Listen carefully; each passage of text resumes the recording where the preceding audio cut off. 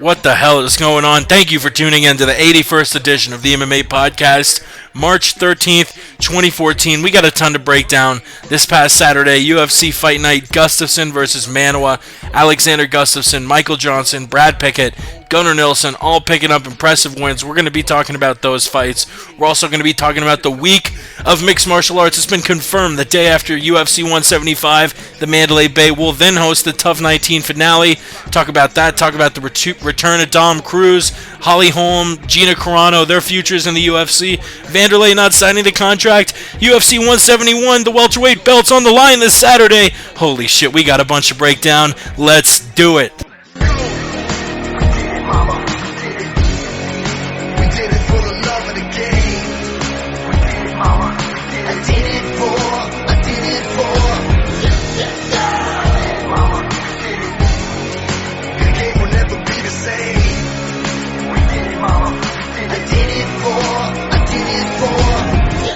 You're listening to the MMA Podcast! That's right, it is the MMA Podcast. Once again, it's the 81st episode, March 13th. Thank you for tuning in. It is live Thursday night, 10:22 p.m. If you are listening live, we encourage you call in, be a part of the show. You can Skype us. Our Skype name is the MMA Podcast. You can also give us a call at 213-457-3380. Or if you don't feel like chatting, you're at work, you're just listening in, you got the late shift. It's 10 p.m. over in Mountain Time, at 12:23 a.m. on Friday. If you're in the East, 9:23 p.m. in the West. If you do want to tweet in, it's at the MMA Podcast. And we appreciate you listening live on Ustream. We usually do it every Wednesday night. This is a rare Thursday night show.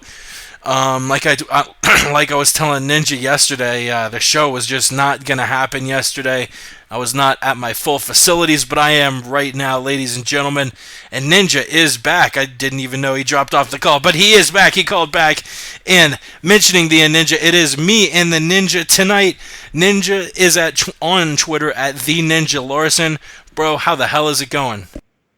Good. And I actually switched that up. It's the Gracie Ninja now. Oh shit, the Gracie Ninja. That is Hell right. yeah. And you are actually the Gracie Ninja. You are the Gracie Ninja. It's true. One of the many students of the great Henzo Gracie, and we have the Gracie Ninja on tonight. How does it do, buddy? You are doing well? Great. Life in Ninja Land is fan-frickin-tastic. Yes, I am. Hell yeah, Ninja Land's good. Definitely remember to follow our partners, MMA Mental. They're on Twitter at MMA Mental. Of course, Ramsey's the word on the street.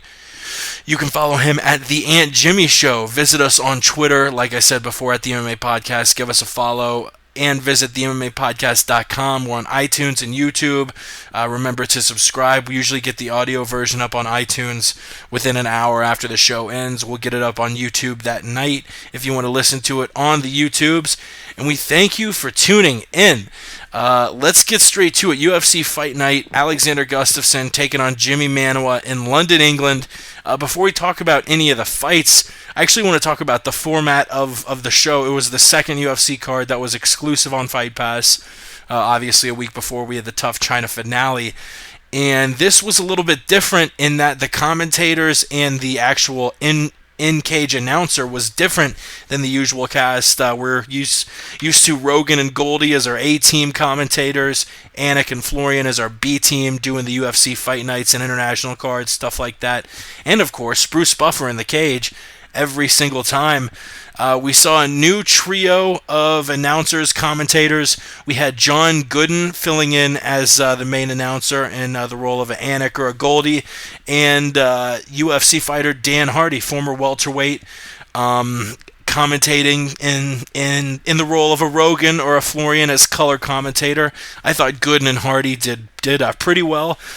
Andy Friedlander was definitely a change too from Bruce Buffer announcing the fighters. You know, we're so used to every fight having the same cadence of in the blue corner. Everything Bruce does, we're very used to it. It felt a little weird at first. Toward the end of the card, I was getting used to it. It took a lot less time to get used to Gooden and Hardy commentating than it did Freelander, being in for a Buffer. I mean, he did trip up a couple times. He did very well for his first time. But man, just not seeing Bruce there, kind of, I don't know. I felt at times like I wasn't watching the UFC. It just felt so off. What did you think of the UFC's British announcing team, Ninja? It's a little known fact, a little ninja history. On my father's side, my grandfather was from, or is from, I should say, Manchester, England. Oh shit, So, nice. I've got some English roots, so I absolutely loved it. I thought it was so cool for put yourself, in somebody from England's shoes. They did it at like 7 o'clock their time, so they don't have to be up till like midnight, 2, 3 in the morning watching our pay-per-view cards. They had it on like free TV, in on like 2 different channels over there. I thought it was great. Dan Hardy is the man. I absolutely love Dan Hardy, so so listen to him do commentating, color commentating, and everything was just a treat for me. I thought the whole British broadcast, the whole team. I mean, I thought it was great. Uh, that announcer that you mentioned needs a little work, to say the least.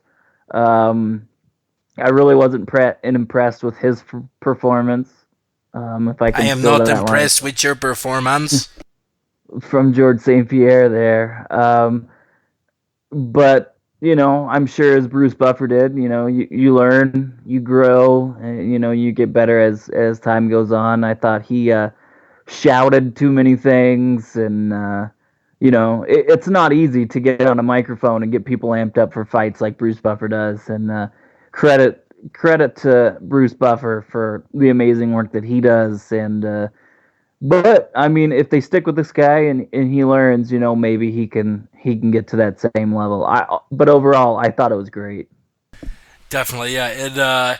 It wasn't bad, and I don't want to make it sound like I didn't like it. It's gonna take a while for me to get used to it, and it'll be interesting because that's sort of the UK team now. The UFC isn't gonna do more than 1 or 2 shows a year in the UK. It was actually refreshing to see them get a real top quality fighter in Alex Gustafsson, who proved against John Jones that he's really one of the best in the world. I guess this will be the UK team. I don't know if they're going to be doing, if Gooden and Hardy at least will follow around from show to show, do various international shows, do just the British broadcast. I think Gooden and Hardy said that they'll be in Abu Dhabi. Ooh, So I okay. think they'll be. I mean, I don't know if that means they're going to be in, just watching the fights in Abu Dhabi. If they're going to actually going to be, I hope. I mean, I liked them so much that I hope it's them. I mean, I wouldn't mind it. Gooden and Hardy both for their first time through, you really could tell that they'd done a lot of work, done a lot of preparation, because it did not seem like it was their first show. Let's move on. We had 5 fights on the UFC prelim card, starting off with Luis Gaudino defeating Phil Harris via guillotine choke. Igor Araujo defeating Danny Mitchell via unanimous decision. Claudio Silva beating Brad Scott the same way. Our boy, Team Darkside, Luke Barnett with the first round TKO against Mats Nilsson, who actually looked like one of Barnett's cousins or a long-distant brother or something. They seriously looked very alike. And something that we've got to mention, Ilir Latifi defeating Cyril Diabate via submission in the first round. Ninja, can you tell us the submission that Ilir Latifi used to choke out Cyril Diabate? God, I'm trying to remember. I'm racking my brain, trying to remember that fight. What was it like? Ilir Latifi defeated Cyril Diabate via ninja choke. Ninja choke. Ah, beautiful. Yeah, So that would be. Everybody makes up names for crap, but if it is the true, it was ninja sort choke, of like an inverted guillotine. It looked like a normal guillotine, but Diabate was facing up instead of down, sort of like an anaconda choke. But from what I'm seeing, people are labeling it a ninja choke. Ninja, did you teach Ilir Latifi how to do the ninja choke? That will have to remain discreet for now. Oh, shit. If Latifi is actually working with ninjas to better himself in the UFC, I did post a comment saying that, and I apologize to Cyril Diabate if he's ever going to listen to this or if he's listening right now. I didn't even know that guy was real. I thought he was just one of those made-up characters on my UFC game, to be honest with you. So, sorry to Cyril Diabate. He's actually a real person. So, Cyril actually had a very long career. Fought in Pride. Had I think 8 or 9 fights in the UFC, but obviously lately sort of trailed off 3 and 4 in his last 7 fights. Losses to Gustafsson, Perosh, Jimmy Manuwa, and now Ilir Latifi. I'm not familiar with this reverse guillotine ninja choke. The ninja choke that I was taught is kind of like you're going for just your normal guillotine, arm in, and then if they start to slip their arm out and pull away, you still have them in full guard, and then you kind of put them in a Darce choke. So it's like a mixture between a guillotine and a Darce choke. I have yet to do it or master it, but that's the ninja choke that I'm aware of. Yeah, it was sort of like that by a reverse. What I mean is Ilir was sort of facing down, like cranking it, and instead of Diabate also looking down, he had tried to wriggle out of it, and his head was sort of looking up, but he still was able to crank in the choke, sort of like what you just described. Yeah, it was very impressive. Yeah, yeah, I was looking at it because I was looking up various chokes and stuff, working on my own Gracie Jiu-Jitsu, and I saw ninja choke, and I was like, hey, well, that's pretty cool. What's that?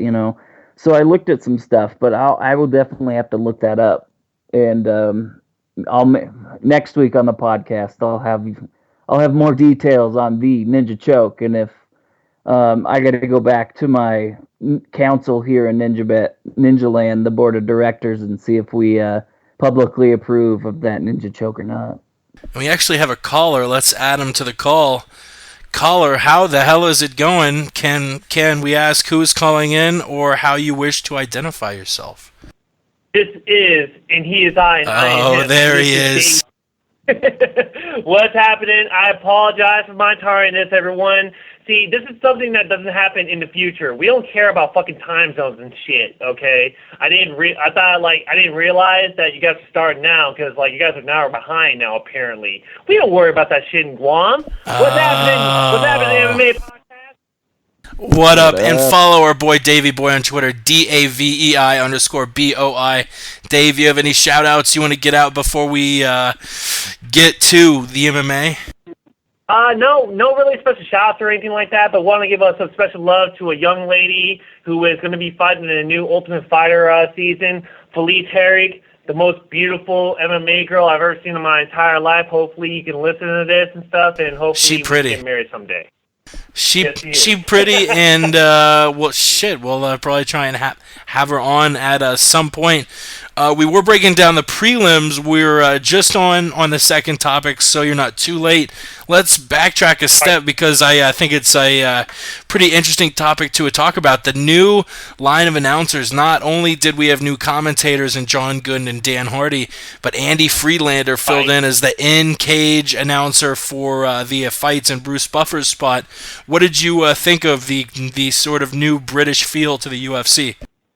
Okay, well, first off, that was on Fight Pass, and yet I've still been sending my complaints to Mr. Dana White and Mr. Lorenzo about this. You're in Guam, and Dana White said recently that Fight Pass, it's available in 8,000 new countries now, you fucking goof. It's on the planet Jupiter, all this shit. It's still not in Guam? Yeah. Hey, Dana White, kiss my ass, motherfucker. It's still not here in Guam, asshole. First off, okay, but I still love you, Dana White. I still respect you. But anyways, but still not here in Guam. So what I did end up catching was like post fights, about the interviews and stuff like that. I've seen the lineup when it comes to like who's commentating and who's doing the interviews. It's not Bruce Buffer, it's not Joe Rogan, and it's not good old Mike Goldberg. But I bet they did a good job and stuff. But I guess in a sense, they're trying to expand their employment when it comes to those things. Good for the UFC. It's something that we'll have to get used to. Yeah, and I sort of said the same thing. I didn't think they did necessarily a bad job, but it just, I don't know, with Buffer not doing the calls, it's time. It didn't feel like I was watching the UFC. It felt like I was watching a different promotion. No. Yeah. But now, if it was like a Lenny Hart or a Joel Martinez, then yeah, let's do it. But yeah, I like Joel Martinez when he was like commentating for the WC. He would be a perfect replacement for Bruce Buffer in the sense of where, if Bruce Buffer can't do it, Joe Martinez can fill it in, like literally, like fill in that position. Yeah, Joe is not bad at all. I think Joe filled in for Bruce Buffer at the Singapore card, if I'm not mistaken. Australia. He did Australia too. Oh yeah, he did it in Australia. Also did the Singapore card. This is probably just another move in them trying to appeal more to the UK fans. Let's bring you up to speed. The prelims: Luke Barnett with a win, Eller Latifi with a ninja choke on Cyril Diabate.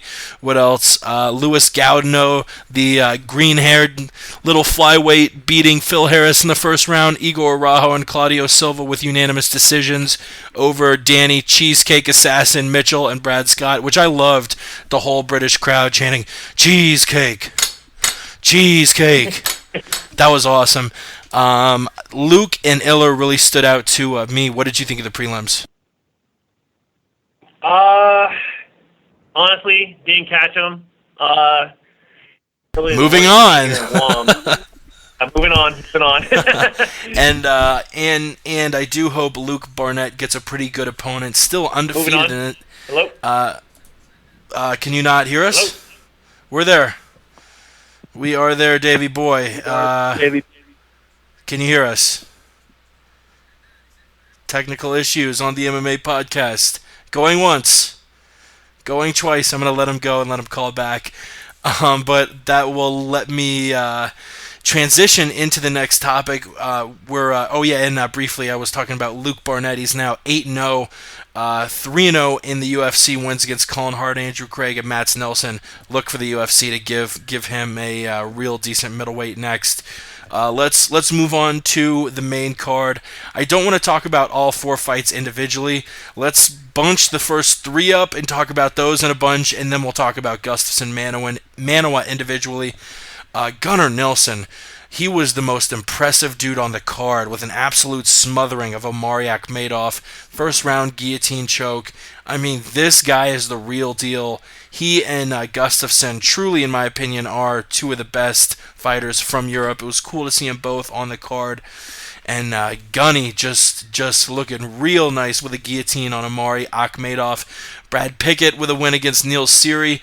Michael Johnson with a win against Melvin Gillard. Both of those last two fights, unanimous decisions, 30-27, 30-27, 29-28. Davey Boy is back on the call. We're bunching up the Nelson, Pickett, and Johnson fight, and then moving to the Gustafsson fight after we break down these three ones. But between Michael Johnson, Brad Pickett, and Gunnar Nelson, the three guys we're talking about, whose future do you think is the brightest, and what did you think of those three fights, Ninja? I thought the fights were good. I'm a little partial to Brad One Punch Pickett. I think he's got obviously that one punch power, and I think he shines the brightest out of them all. I expect big things from him, and watch out for that One Punch Pickett.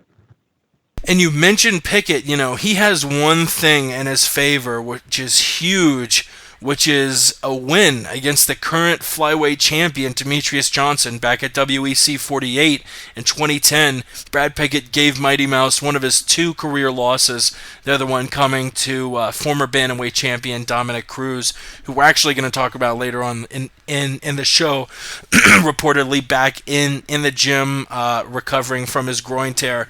Very nice to see him back on track. Davey Boy, Nelson, Pickett, and Johnson, all winners. Pickett stood out to Ninja. Nelson stood out to me. Who stood out to you? To me, you know what? I actually caught that. I was actually catching with the highlights of that fight when I was watching. The one thing that I did though, I mean, I was following along with like everyone's like pre-fight and stuff like that. And like one thing that caught my attention, but it was more disappointing than that, was the Melvin Gillard and Michael Johnson fight.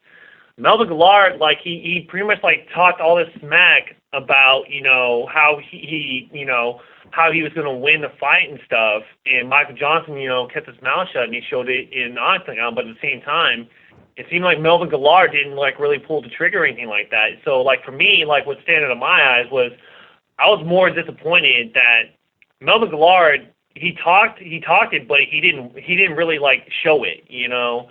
Brad Pickett dropping down to flyweight. I was disappointed in that fight because like I was expecting a knockout from Brad Pickett, and it didn't happen. So, but out of all the fights and stuff like that, I mean, what really stood out to me on a bad side was really the Michael Johnson and Melvin Gillard fight, if anything. Yeah, and it's very disappointing to see a guy just talk a tremendous amount of shit. Oh yeah, I'm gonna stand and bang, I'm gonna knock you out. And Dana White even alluded to it in the post-fight press conference. Melvin Gillard was just not the aggressive fighter we've known him to be. We'll move on to aggressive fighters, 2 Europeans, Alexander Gustafsson and Jimmy Manuwa facing off in the main event, a 5-round fight at the O2 Arena, London, England. I made the upset special pick. I will admit it. I picked Jimmy Manuwa. I, was saying he's got more reach than Gustafsson. Everyone says Gustafsson's key is his reach. Manuwa has just as much reach. Had the Muay Thai, was an amazing striker. I still stick to those beliefs, but Alexander Gustafsson beating Jimmy at his own game. Phenomenal Muay Thai, throwing knees and elbows and punches, finishing Jimmy Manuwa with a knee and punches in the second round, a minute 18 in, earning himself a title shot against the winner of UFC 173 Jones versus Glover Teixeira, or UFC 172, pardon me. Gustafsson looking absolutely incredible.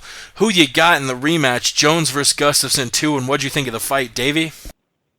The fight, you know what? I was with you on that one too. I was hoping for a mulligan too in that aspect, just to shake up the light heavyweight division and make it look more for Cormier to market himself for that title shot against John Jones. I mean, but I was, but at the same time though, I was thinking Manuwa was gonna prove something to Gustafsson, but Gustafsson was basically the bully giving the short guy the wedgies, in the sense like, you can't, like, what are you doing, kid? Basically, he made him look silly too in that fight. In the first round, the first round says it all right there. I mean, really, Manuwa didn't have like anything to answer to for Gustafsson, so it's just I was shocked. I was shocked, at the same time, I could have expected Gustafsson to do something like that. Like I said before, it was like the DC versus PC fight, and for that to happen, I was like, you know what, it's something I expected at the same time. To make him look embarrassing like that, yeah, it just proves that Manuwa's not ready for top tier guys. I can remember James Tahuna actually fighting Glover Teixeira. And James Tahuna was like hyped to having like good knockout power, a good chin, stuff like that. And James Tahuna pretty much, looked like an idiot against Glover Teixeira. So I guess I can put it in that aspect. Now, for John Jones fighting Gustafsson, John Jones, as much as I don't like him and stuff like that, and like I said before on the last podcast, fuck you, John Jones. Like, anybody that you fight against, I've rooted against you.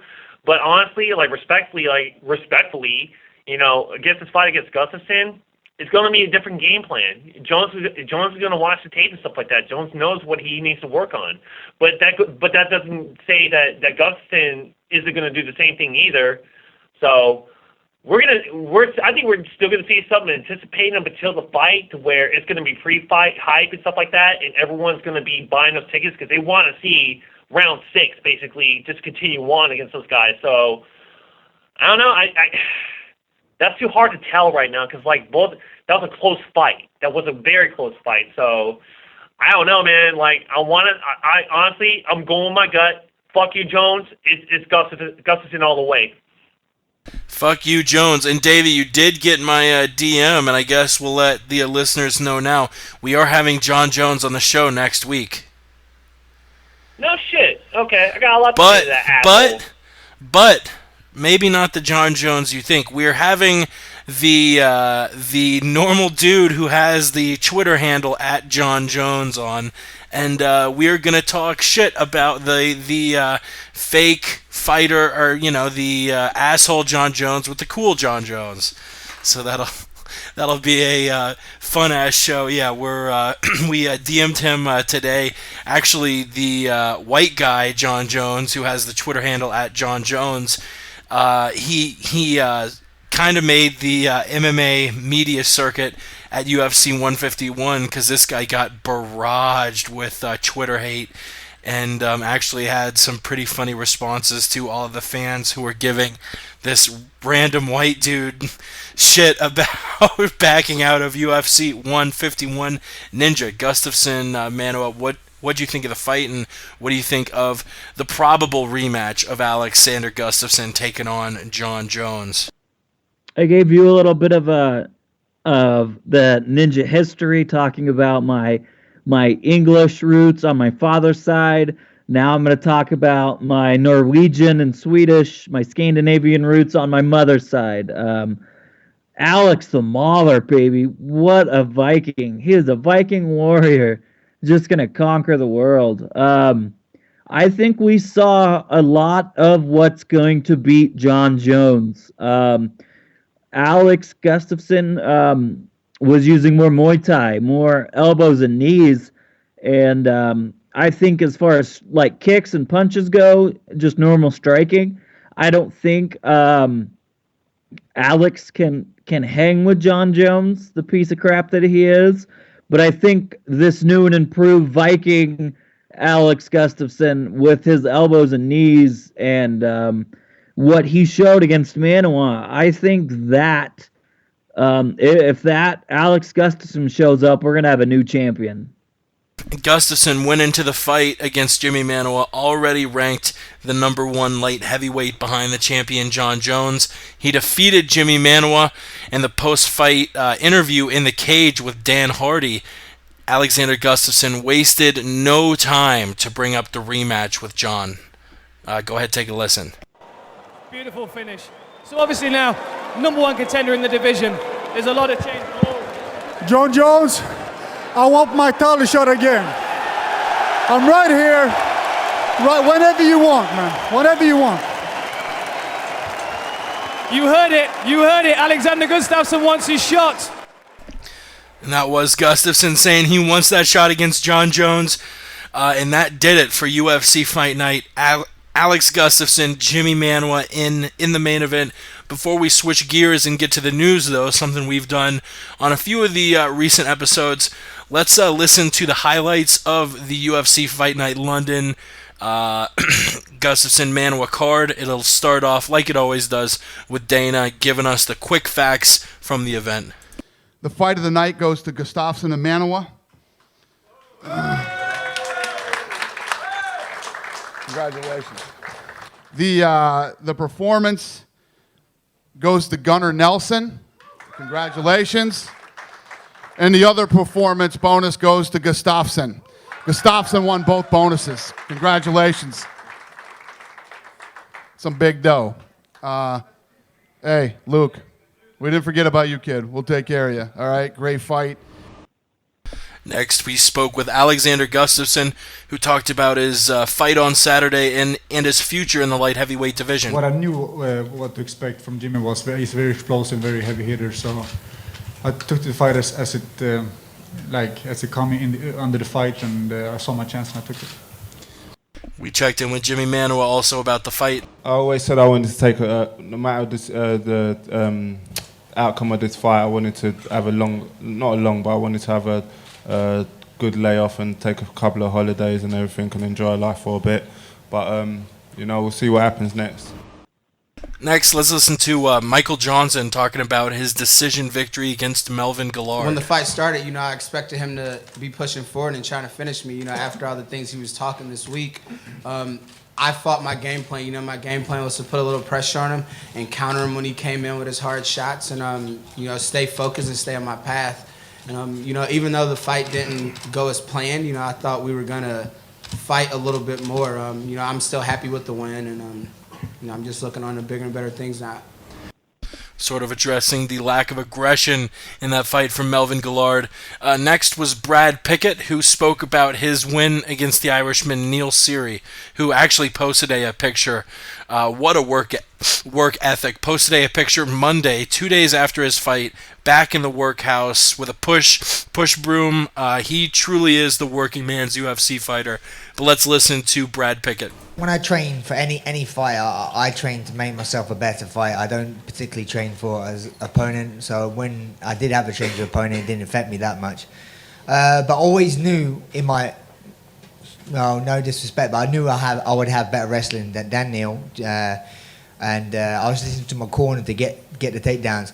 With the stand-up wise, as in I don't know, he obviously hit me with some shots, but I don't know, I go ahead like a melon, I don't feel anything, So it may look bad, but I didn't feel anything, to be honest. And I feel big, strong, and powerful at this weight class, and I don't think anything... I could get knocked out by guys in bigger weight classes. I don't think this weight class now, for me, getting knocked out would be a problem. I've never been knocked out in my career.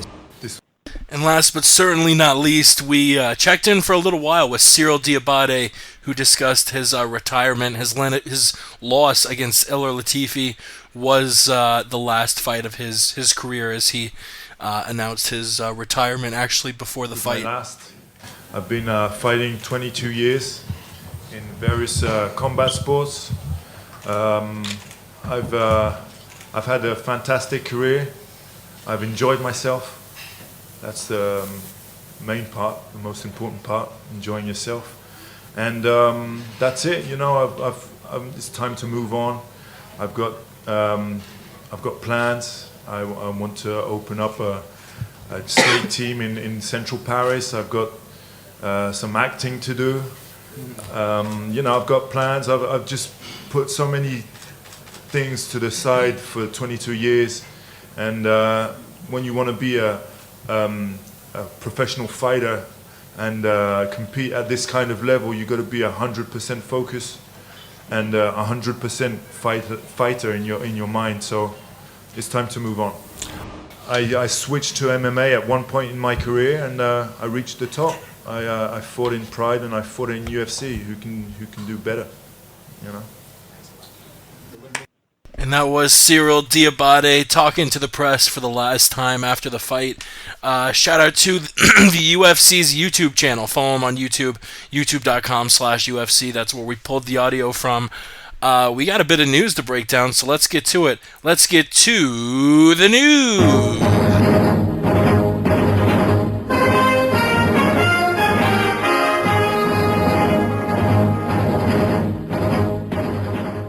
And the bit we'll start off with pretty. I don't know if surprising is the right word, but we've never seen the UFC do two events in the same weekend, in the same venue, and that's exactly what they're going to do on July 4th weekend. International Fight Week, July 1st to July 6th in Las Vegas.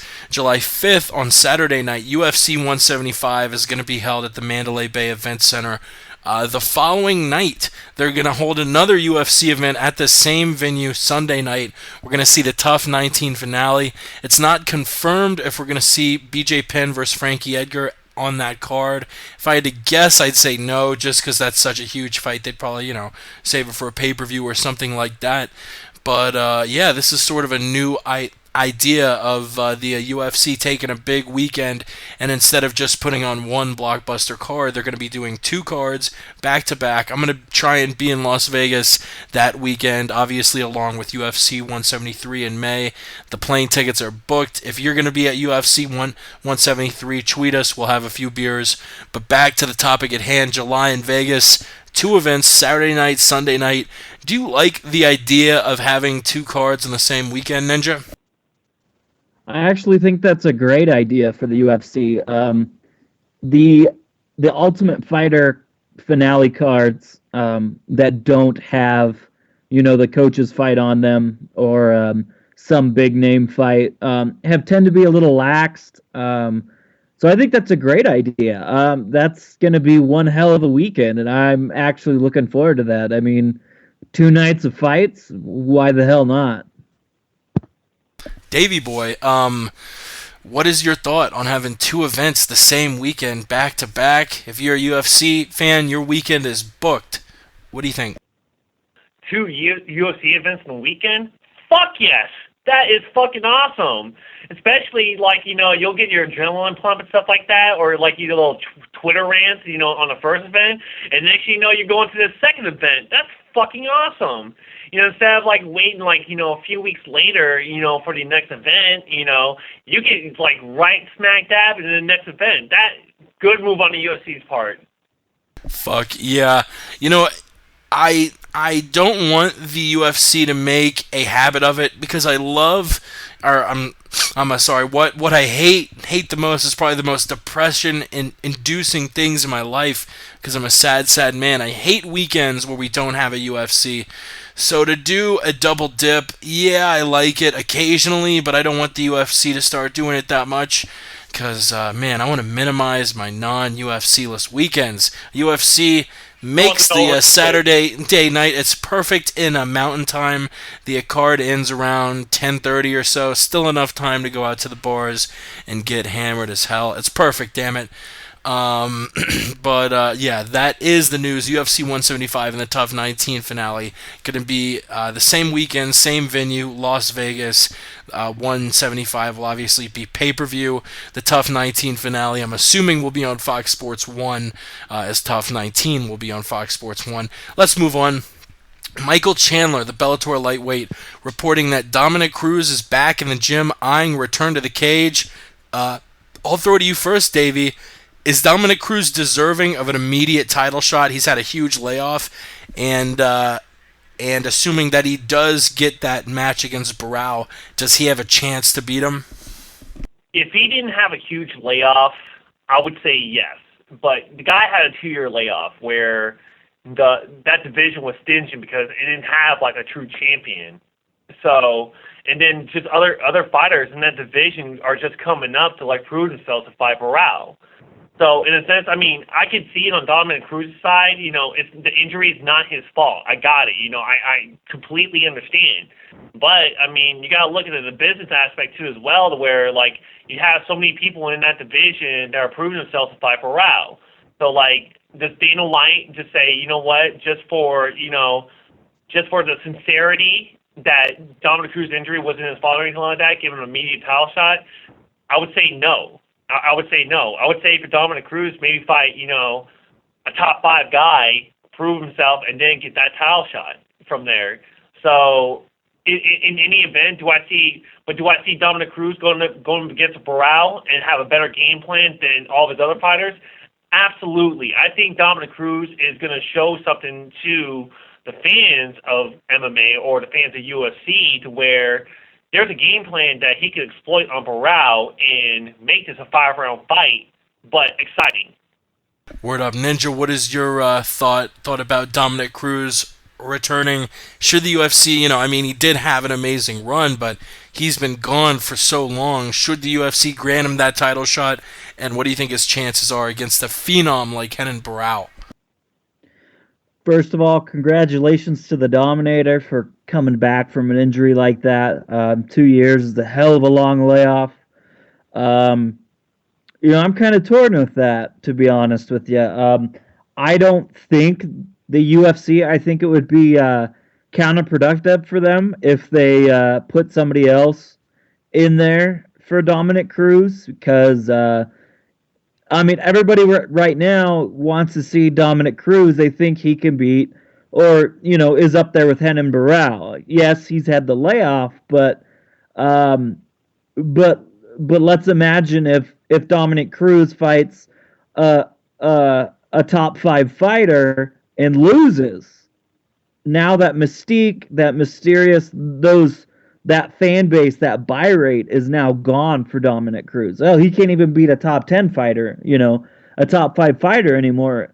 Then that kind of takes him out of the title picture. Right now, he's an unknown, so I think the UFC is going to use that to their advantage and make us buy that fight.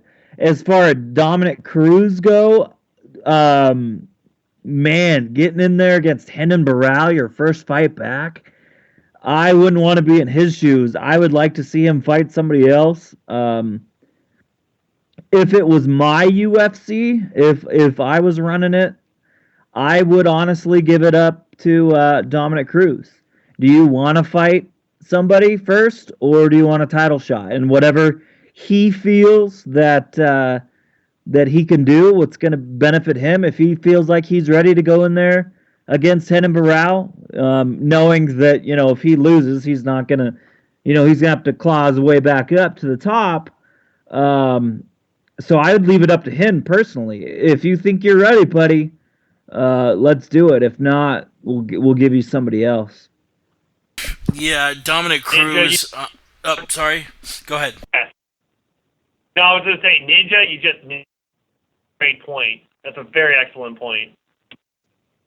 Yeah, and Dominic Cruz, I'm really interested when he does come back. I want to see how his mobility is with his knee. If he can be as quick as he was, watch out. Everything's going to sort of come down to his movement, whether it's the torn groin, the messed up knee. We will see. Moving on, the Bellator pay-per-view, Alvarez versus Chandler 3 has been confirmed May 17th. The co-main event is going to be Rampage Jackson versus King Mo. I've been outspoken about Bellator in the past.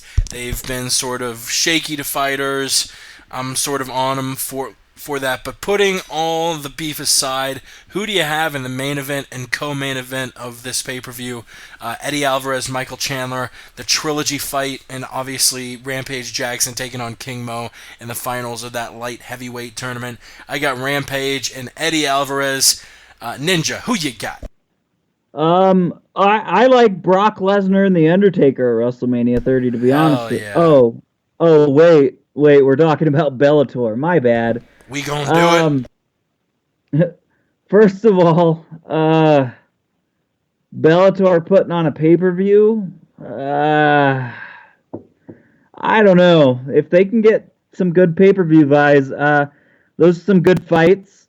I'm kind of curious, do you know if which one of those fights is billed as the which one's going to be the actual last fight main event? The main event will be Eddie Alvarez versus Michael Chandler. They actually released a poster of it, and it's pretty obviously billed in giant letters. It says Alvarez versus Chandler 3, giant pictures of them, and then Paige and Mo are sort of smaller, both in their pictures and text. So it's 100% going to be Alvarez Chandler 3 in the main event, as it should be. That was an embarrassment. That was an absolute fucking mockery. That on the first pay-per-view Bellator planned that they were going to put Rampage Jackson and Tito Ortiz in the main event and Eddie Alvarez and Michael Chandler in the rematch in the co-main event. That was literally the stupidest shit I've ever seen. Sorry, go ahead. I went on a rant there, but go ahead, Ninja. See, I got to disagree with you with that. As much as I like Michael Chandler and Eddie Alvarez, that's going to be a crazy-ass fight. Providing, Ramses, the word on the street, his predictions of Bellator aren't word true. On the street. His insights are true. Hopefully, that'll be a great fight. But I think Bellator... being Bellator and the hype that they're putting in, they've got to market the shit out of the names they have. I'm not saying people don't recognize Eddie Alvarez and Michael Chandler. They should. They're great fighters. They're going to put on a great show, great performance. But come on. I mean, everybody knows King Mo and Rampage. So I think that's a huge marketing loss that Bellator is going to do.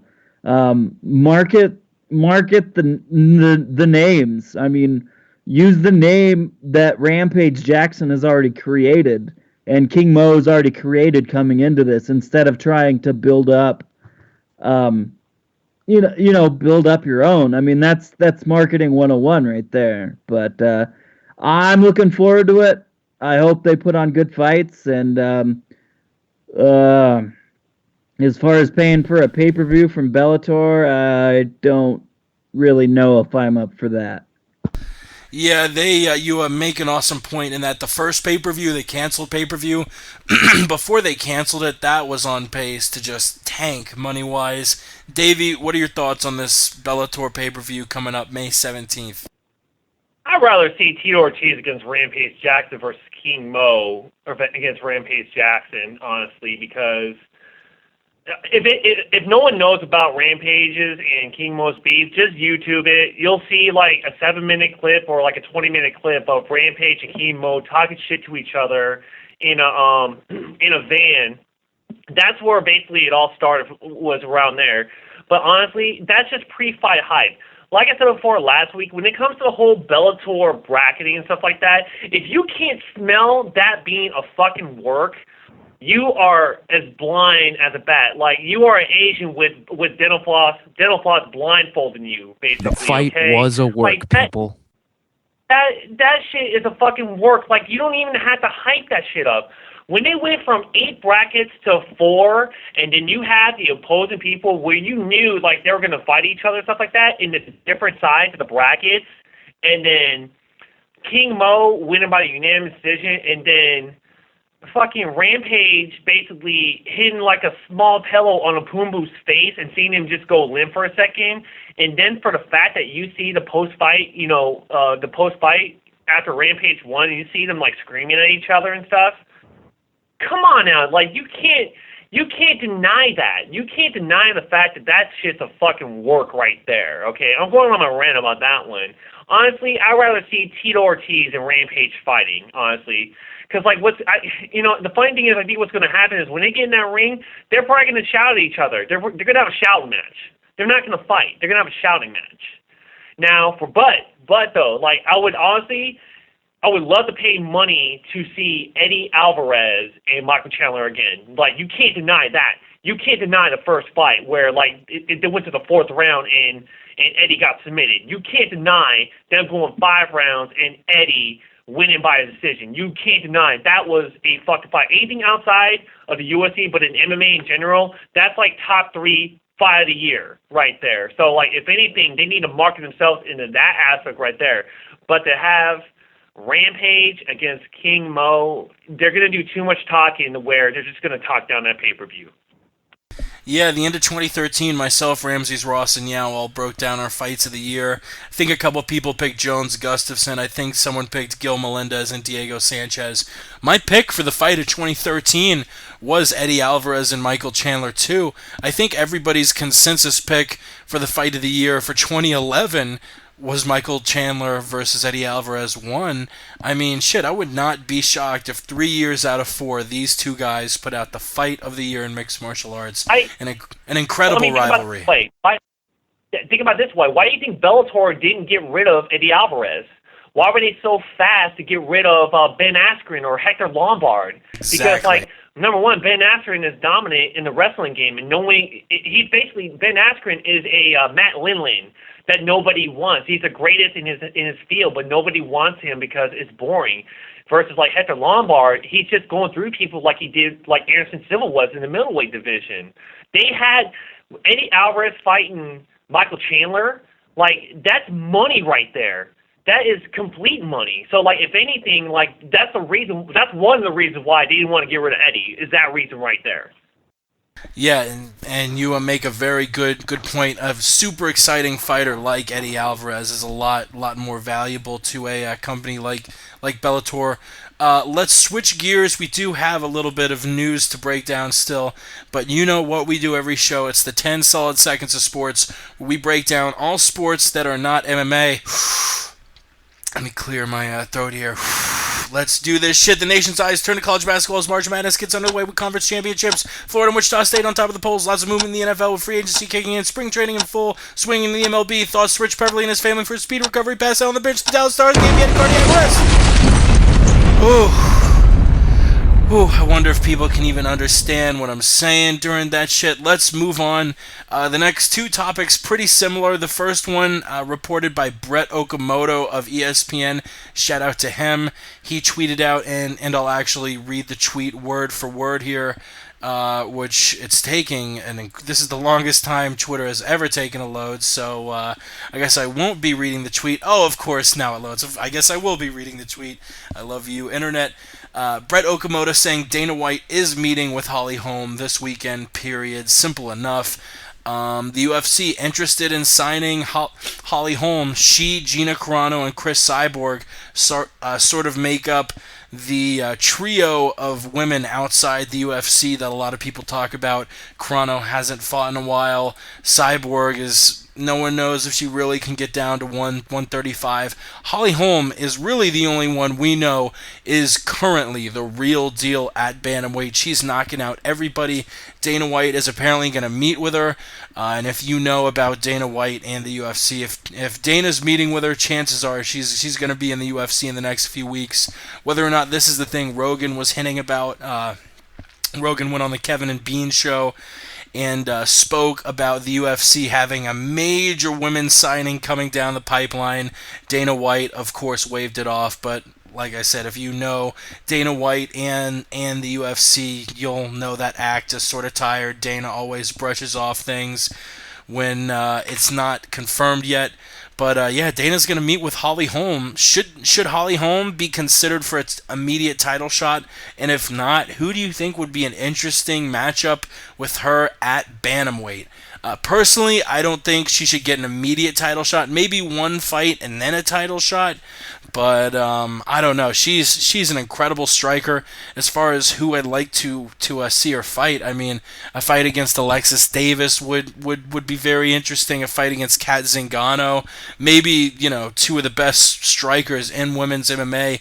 Kat has that amazing Muay Thai. Holm just a phenomenal kickboxer. Obviously, we might not see Zingano around in a while. Dana White said in a recent interview that she's, quote, gone radio silent. So definitely prayers to her and her family. But Holly Holm, should she get the immediate shot? If not, who should she fight? Ninja, I'll throw to you first. If the UFC was smart, which I hope they are, as far as a business planning, I would sign Holly Holm and not sign anybody else. You don't want to monopolize the women's division yet. You always want to leave that Chris Cyborg, Gina Carano sighting, up in the air. Leave people guessing with that. I think this is going to be a great signing. Does she get a title shot right away? That might rub a few people the wrong way, I think. Maybe me included. Everybody's kind of like, well, I don't care what you did in other organizations. I want to see what you've done here in the UFC. So I think she might have to fight somebody. You put out a couple good names of good fighters. If UFC's really got their ducks in a row, I'd kind of like to see her face maybe Gina Carano, and just pull the rabbit out of the hat. And here we got this fight for you, and the winner of that gets the title shot. And then leave Cyborg on the outside for all of us to grit our teeth and to talk about and stuff. But that's a fight I would like to see. The whisperings I'm hearing, which I guess I've already said it, so I'll mention it. The whisperings I am hearing is this summer, possibly UFC 175, Carano versus Rousey, Cyborg versus Holm. Stay tuned. Davey, what do you think is going on with Holly Holm? Should she get the shot? And if not, who should she fight? Holly Holm getting the title shot? No. No, she should not get the title shot. Look, okay, she's a great fighter. I got it, okay? Like, she's undefeated. She's passed through, like, all of her opponents. But, I mean, I don't say anything bad about this next person I want to mention and stuff like that, but I compare Holly Holm's, like, success on outside organizations coming to UFC like Fedor Emelianenko, okay? Greatest heavyweight outside the UFC, okay? But honestly, could you have seen Fedor go up against Brock Lesnar, or could you see Fedor go up against, Randy Couture in that sense?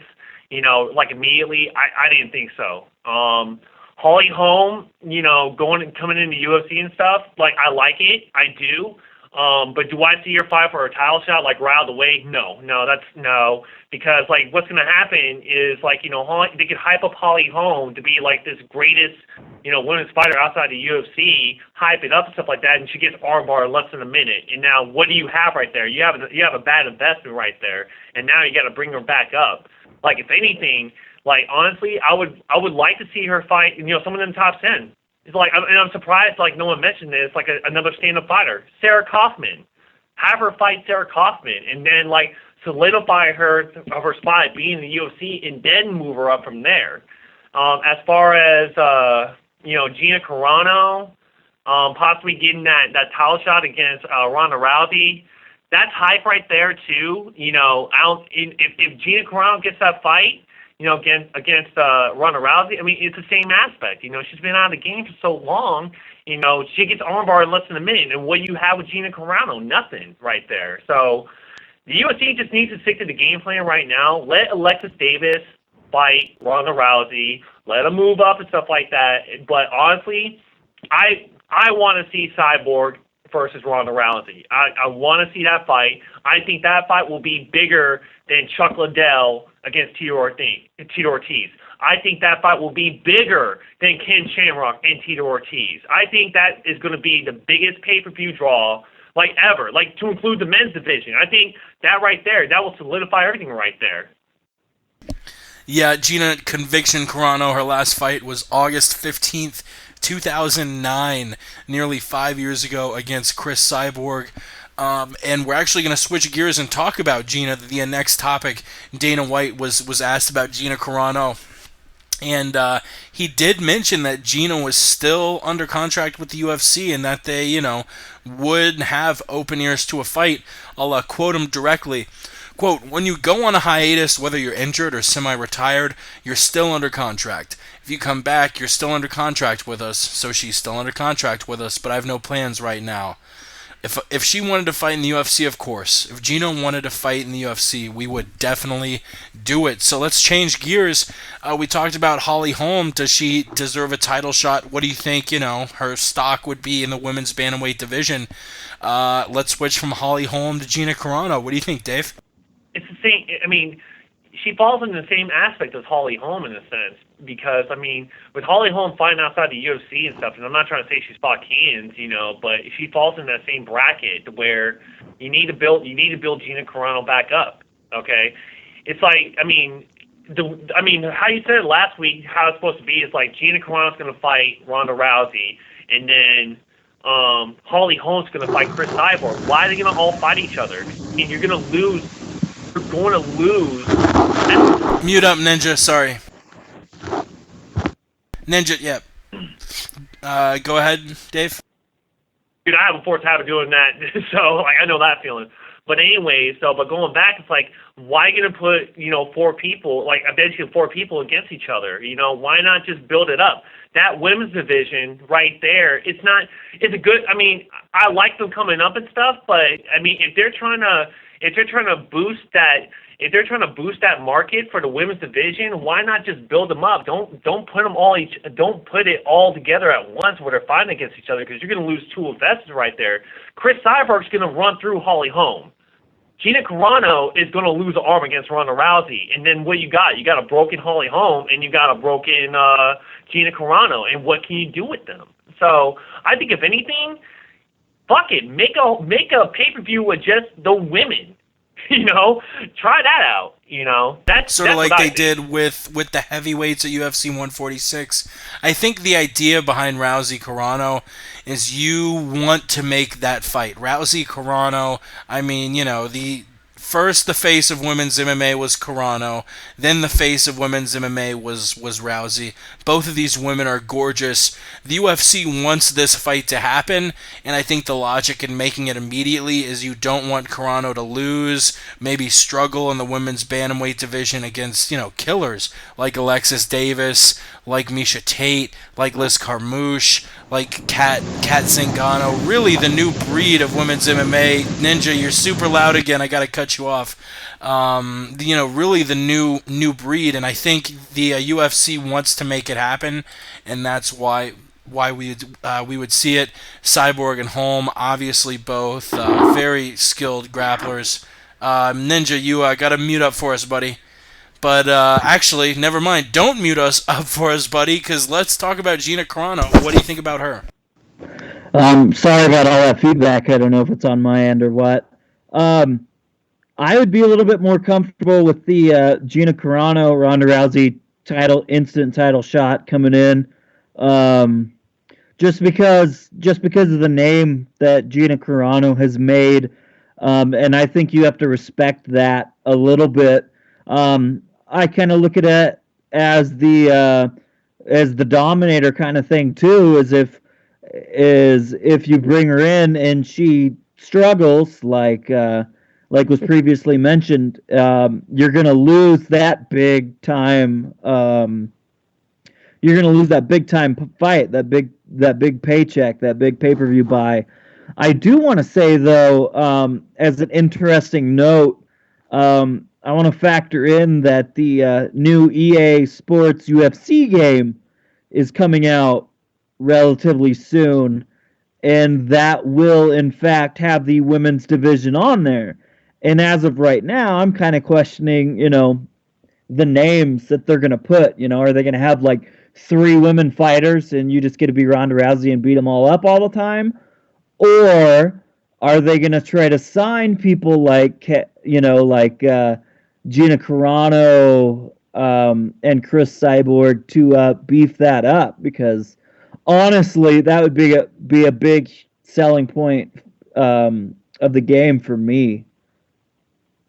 Definitely, yeah. That's I'm very excited to hear the entire roster. Jesus Christ, a tongue twister there. One more topic, and it's actually a topic, Dave, I don't even think you and I really need to key on it. I think Ninja's got us covered. Vanderlei Silva, he's apparently not signed the dotted line. Dana White admitted at the UFC 171 pre-fight scrum video.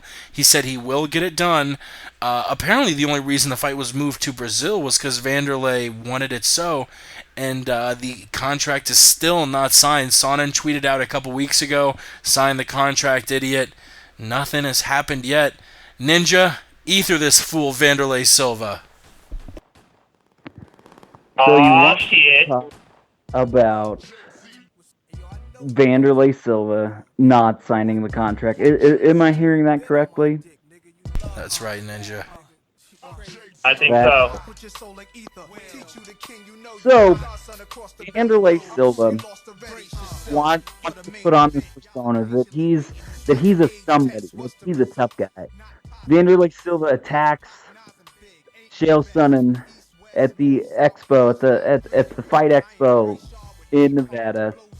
He comes up to him with his own personal bodyguard. Somebody came out of nowhere to make sure that Chael Sonnen doesn't beat his ass on the spot.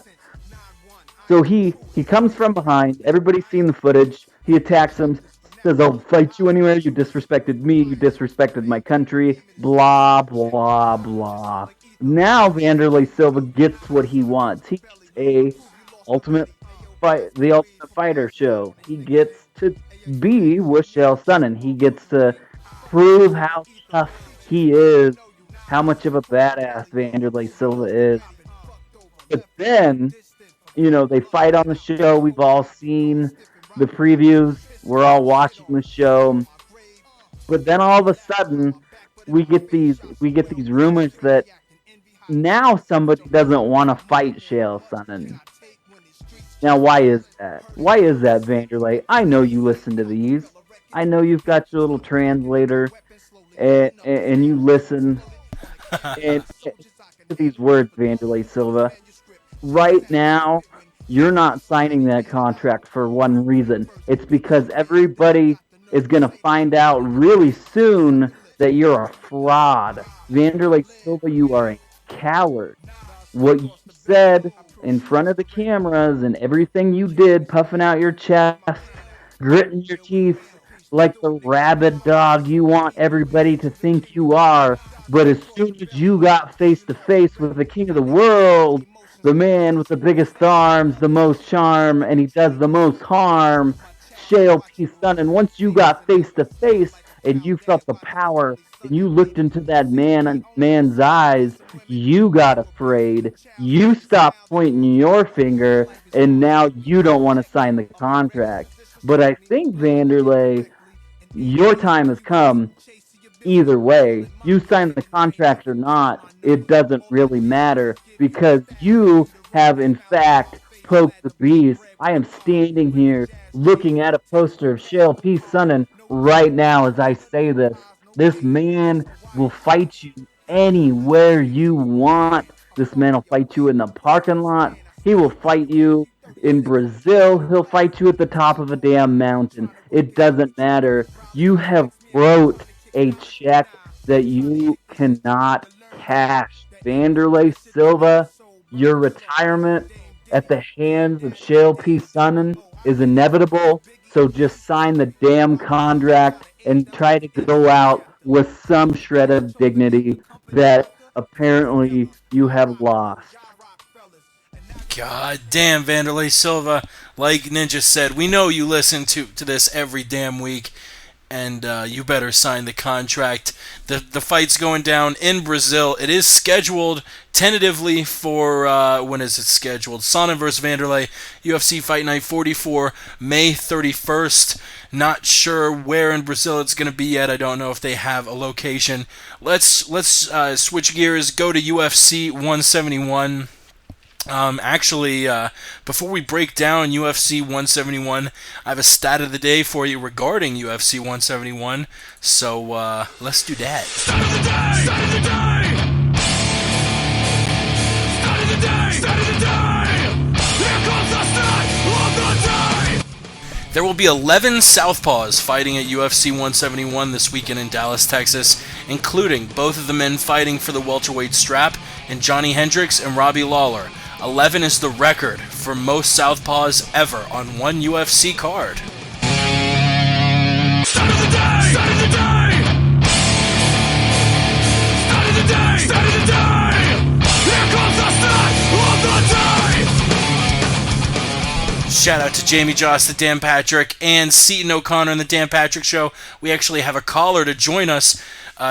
Breaking down UFC 171. You may have heard him yesterday on the MMA Roundtable. It's Brooks Bailey. You can follow him on Twitter at the MMA Addiction, just one A. The MMA and Addiction shares the same A. Brooks, how the hell's it going? It's going good. How's it going with all you guys? It's going good. Just breaking down mixed martial arts. Our boy Ninja Larson just ethered Vanderlei Silva. Still hasn't signed the contract against Chael Sonnen. I'm very excited for UFC 171, the third of 4 March UFC fights, the only pay-per-view, and like I mentioned, it's going to be headlined. We're finally going to see the welterweight belt get passed to somebody not named George St. Pierre, first time in a long time, Johnny Hendricks and Robbie Lawler. We will save that for last. But you have any shout-outs before we break down the fight, the prelims, in the main card, all that good shit? No, man, I'm good. If you want to hit me up on the MMA Addiction on Twitter or Facebook, it's all good. Like, I haven't been around updating a lot lately, but I'm just about to start dedicating some more time to that. But, I'm just looking forward to the fights here. I'm ready to talk some shit with you guys. Hell yeah, let's talk some UFC 171 shit. And a quick reminder, if you are listening, you can tweet us at the MMA Podcast if you can't call in. But we love people calling in. The number's 213-457-3380, 3380, or you can Skype us at the MMA Podcast. Let's get straight to it. The prelim card, Daniel the Pit Pineda taking on Robert Whiteford. Bubba McDaniel taking on Sean Strickland. Will Campuzano, a pretty sizable underdog against Justin Scoggins, and Rene Forte taking on Frank Trevino. I'll throw it to you first, Brooks. This is going to be the Fight Pass prelims. Anything stand out for you here? Yeah, actually, I'm pretty surprised when I was looking at the odds that Campuzano is such a heavy underdog to Scoggins. I mean, Scoggins looked absolutely spectacular in his UFC debut, but I mean, he's never fought anybody the caliber of Campuzano, or anybody the caliber of anybody's Campuzano's ever fought. You know, he came up a weight class to fight Pettis in his last fight. You know, it wasn't a domination on Pettis's half by any means, but you know, I think Campuzano, I thought he would be the favorite, to be completely honest with you. Other than that, you know, nothing really stands out. Bubba McDaniel, I was also surprised to see that he's actually the underdog coming into this fight against Strickland. That was also a big surprise to me because McDaniel's got the big show experience. I know Strickland's never lost, but it's the same thing with the competition that he's fought in the past. I don't think he's been on that level of Bubba McDaniel's. So, yeah, those are the two fights that are kind of surprising odds-wise to me. Other than that, yeah. I mean, go ahead. Yeah, you make a really good point. I was shocked. I mean, I thought Scoggins would be a minor favorite, maybe like minus 200. He is riding a bit of hype. The dude is like minus 500 on some books. It's an insane line, and I also agree with Bubba. You know, I thought Bubba would be a slight favorite. He was originally supposed to fight Tor Trong. He was forced out of the bout and replaced by Sean Strickland. The fight between Will Campuzano, that also was originally supposed to be different. Justin Scoggins replacing Daryl Montague. So I don't know if it was the fact that both of these late replacements sort of happened late, and Vegas didn't have time to really get a good feel on it. But you point out the same two fights that kind of raised an eyebrow for me as well. Davey boy, anything stand out for you on these prelims? Well, I'm gonna have to try to figure out a way to watch it on Fight Pass or anything like that. I'm probably gonna have to go on the UFC link that they're gonna shoot the international country. Brooks, international country. Brooks, how much bullshit is this? Our boy Dave is in Guam, and the UFC Fight Pass still not available in Guam. Come on, Dana. That's some BS. Apparently, they don't give a shit about some odd places out there, but they need to be making it available to everybody. I'm surprised they ain't on free TV over there. That's the way it is in most other countries that don't get Fight Pass. Especially with Guam. I mean, I'll figure out a way and stuff. And especially with Guam having like the military presence it does. I mean, come on, these are our armed forces, UFC. You're putting on cards at military bases, but you're not even giving the Fight Pass to Guam. Come on, Dana. Hey, thanks for that shout out on that one. But honestly, I'll be honest with you. I could have sworn I was on, I think it was on MMA Underground, but I thought Bubba McDaniel got cut from the UFC, and now he's fighting again. Did I read that wrong? Like, you guys hear about that? He has not been cut since TUF 17. He beat Gilbert Smith, lost to Brad Tavares, but no, he was not cut after losing to Brad Tavares August last year.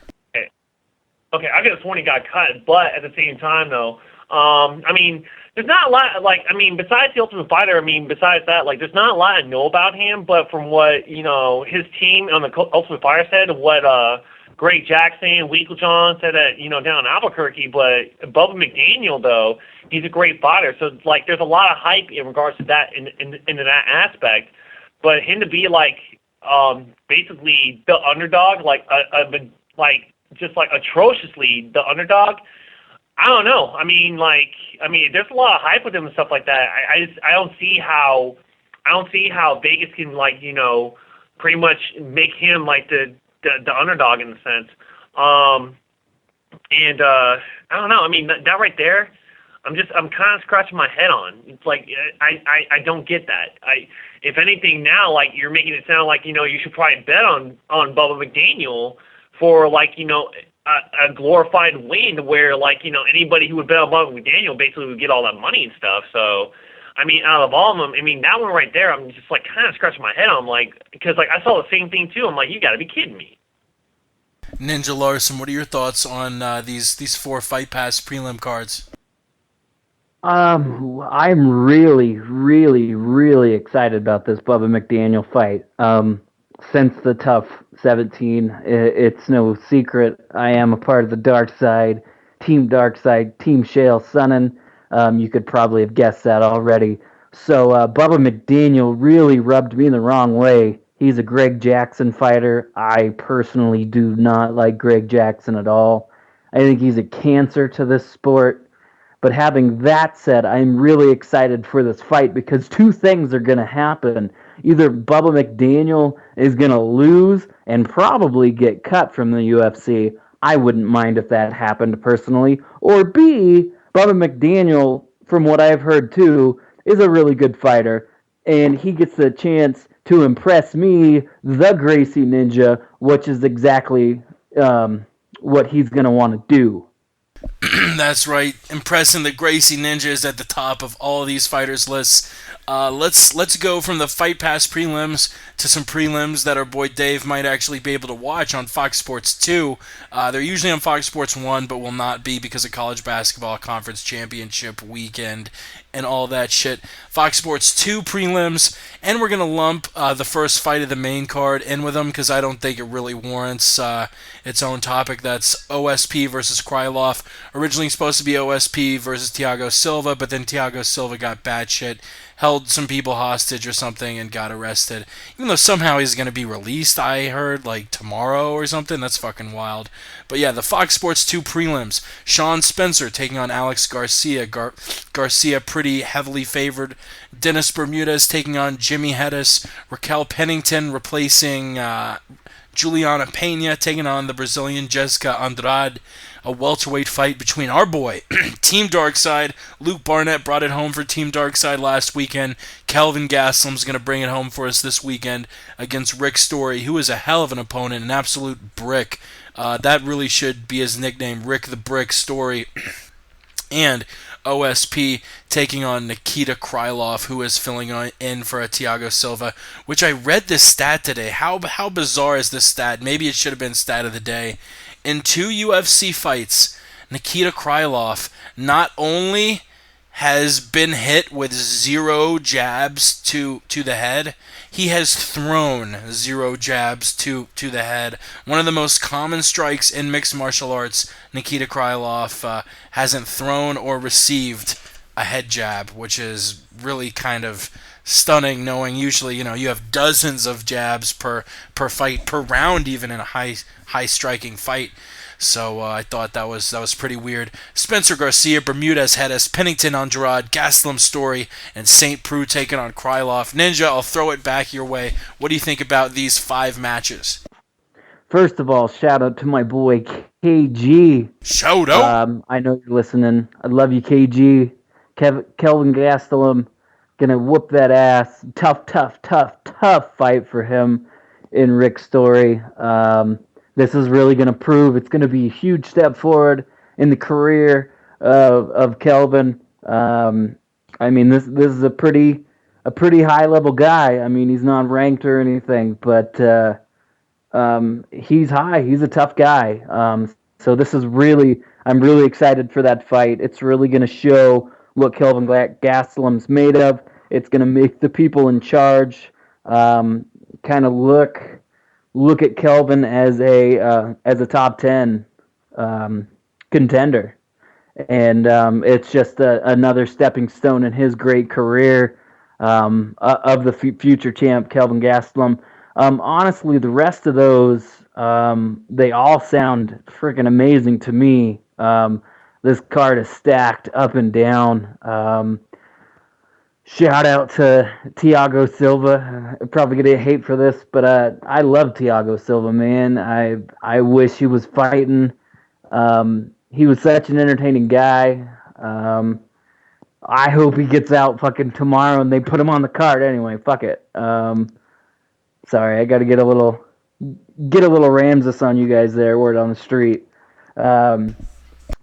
OSP, I love watching his fights. I expect him to put in a really good performance. I mean, it's just stacked.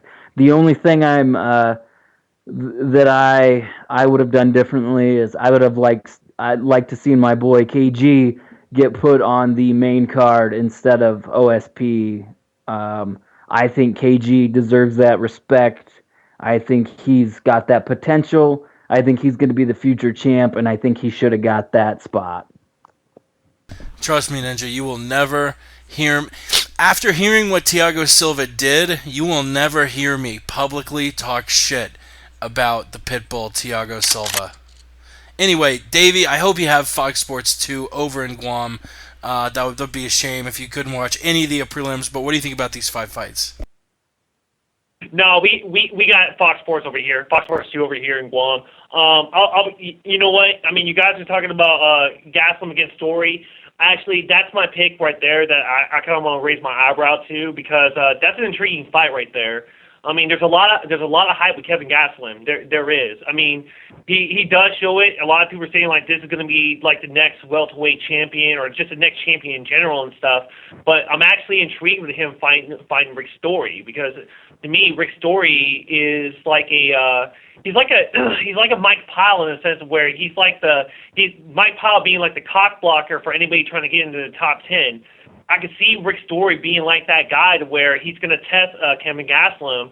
So, like, this fight right here, like, it's going to be intriguing to me to where, like, it's going to show where Kevin Gaslam goes from here on out.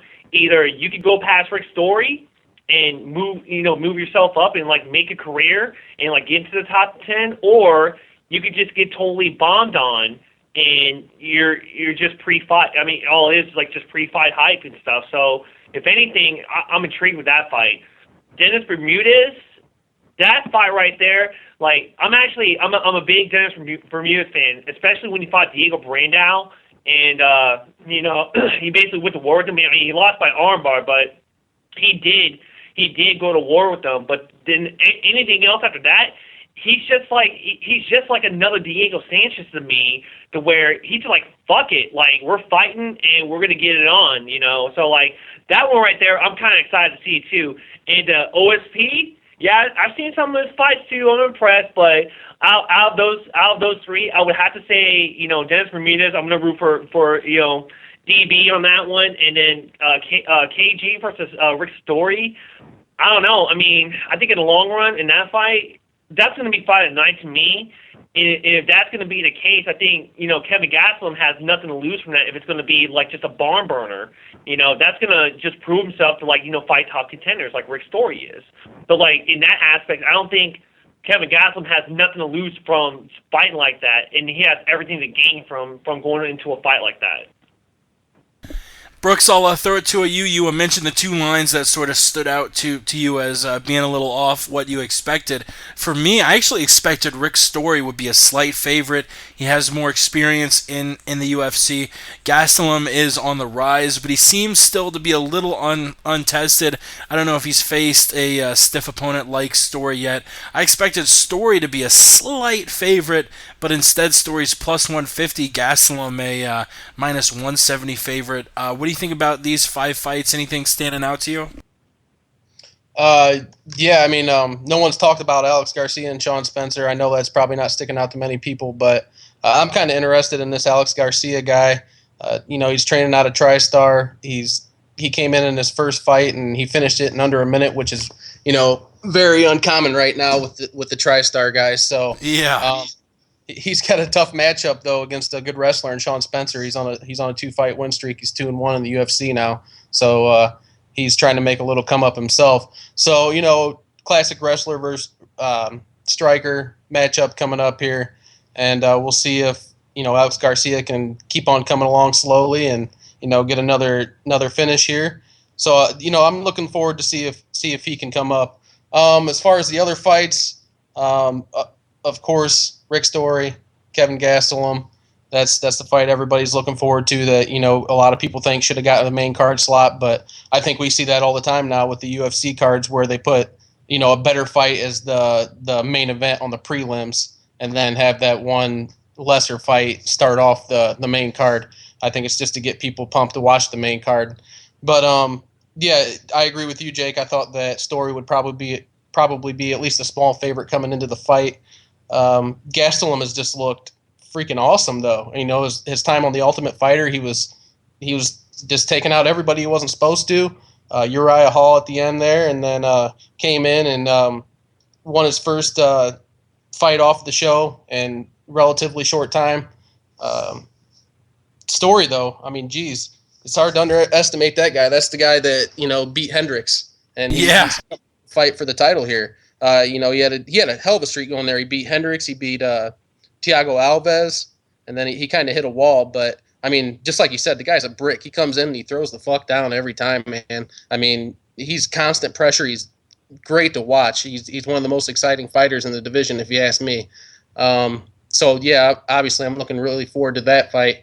Dennis Bermudez, always exciting. He's on a hell of a run here too, and just like someone brought up earlier, the fight against Diego Brandao, that was a hell of a fight. He had Brandao rocked in that fight before he ended up getting finished. I thought he was going to win that fight, but Brandao came back and took the win away from him. So I think he'll handle Hedges. I don't think he'll be able to get a finish, but I'm picking Bermudez to win that fight, and I think it'll be an exciting fight because Hedges is a hell of a grappler. If this fight hits the ground, he could pull off some slick transitions down there. And, as far as the Pennington and Andrade, I know Andrade is the favorite there, but I think Pennington, her record's a little bit deceptive. I think she's like 4-3 or something like that, but she's gained a lot of experience from the show, and she did look pretty good on the show. So I think she's got a decent shot at, pulling off the win here. I think she's a live dog. Yeah, definitely. You make some amazing points. Rick Story, you would bring him up.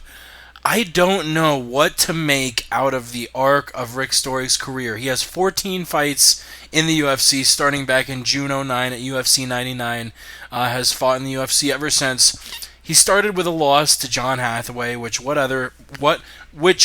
John Hathaway is probably the best. The best wrestler to come out of England.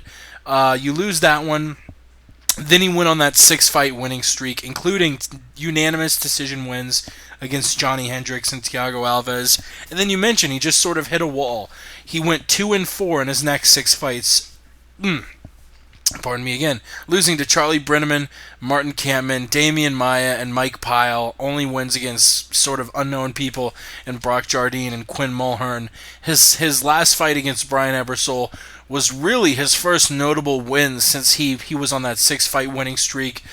So how he does against Kelvin Gastelum, I just don't know. It'll say a lot about both of their careers and sort of the trajectory they're going in. A loss is really going to hamper either of these guys, and a win maybe vaults them up into the top 10.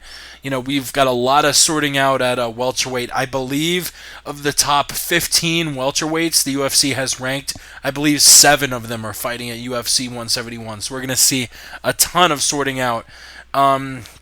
Sort of staying on the same topic of being puzzled, the trajectory of Rick Story's career puzzles me. So does this next fight, Hector Lombard and Jake Shields, which we'll mention the Vegas odds. Lombard minus 200, Shields plus 170. Lombard a pretty sizable favorite. Not crazy, but pretty sizable. Lombard is riding this hype train from the knockout of Nate Marquardt, but it makes me wonder, how much have people bought into Hector Lombard at welterweight? He's fought one time there, fighting Nate Marquardt. Yeah, he was on an amazing run before he lost to Tim Boetsch, in Bellator and CFC. But recently, since joining the UFC in his 4 fights with the UFC, he's 2-2, losing to Tim Boetsch and Yushin Okami. And yeah, those were both close fights, but still, Jake Shields is just like a Tim Boetsch or a Yushin Okami in the fact that he can neutralize you. And Hector Lombard, even though he's a black belt in judo, he's shown that he can get neutralized. Jake Shields, let's not forget, he has wins against Damian Maia, against Dan Henderson, against 3 of the top 4 fighters on the main and co-main event. He's beaten Carlos Condit, he's beaten Tyron Woodley, he's beaten Robbie Lawler. Shields is a motherfucker, and shout out to our buddy Mad Samurai on Twitter. We actually were talking about Shields earlier today, and I was making the point, I don't think he's exciting, and I don't necessarily scramble to watch his fights. If he's, I think the card where he fought Ed Herman at UFC 150, I think I took the opportunity to take a shower or something because I knew it just wasn't going to be an exciting fight. But there's something beautiful in someone who can completely neutralize someone, whether it's a Tyron Woodley, whether it's a Damian Maia. Both of these guys know their wrestling and jiu-jitsu respectively. Yeah, they were both split decision wins, but I think people are sleeping on Jake Shields a little bit. That being said, Hector Lombard could be a future welterweight champion. The guy was a beast at middleweight. He's moving down to 170. He absolutely destroyed Nate Marquardt. I think Shields is overrated. I like Shields' line at plus 170 if you are betting it.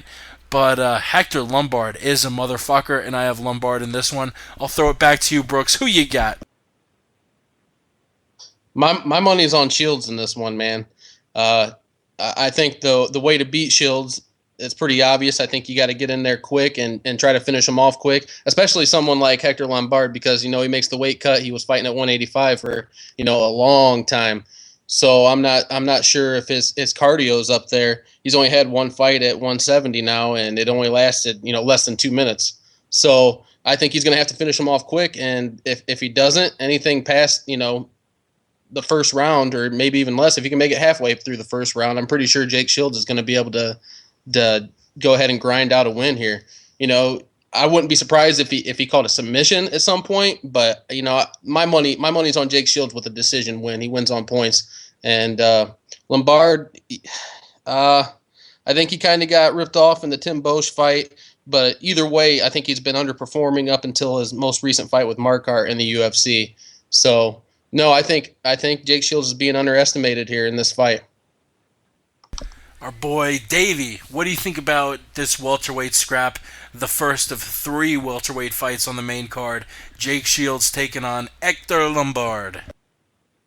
Brooks, hey man, look, big shout out to you, man. You hit some awesome points too, and I want to kind of caveat on that.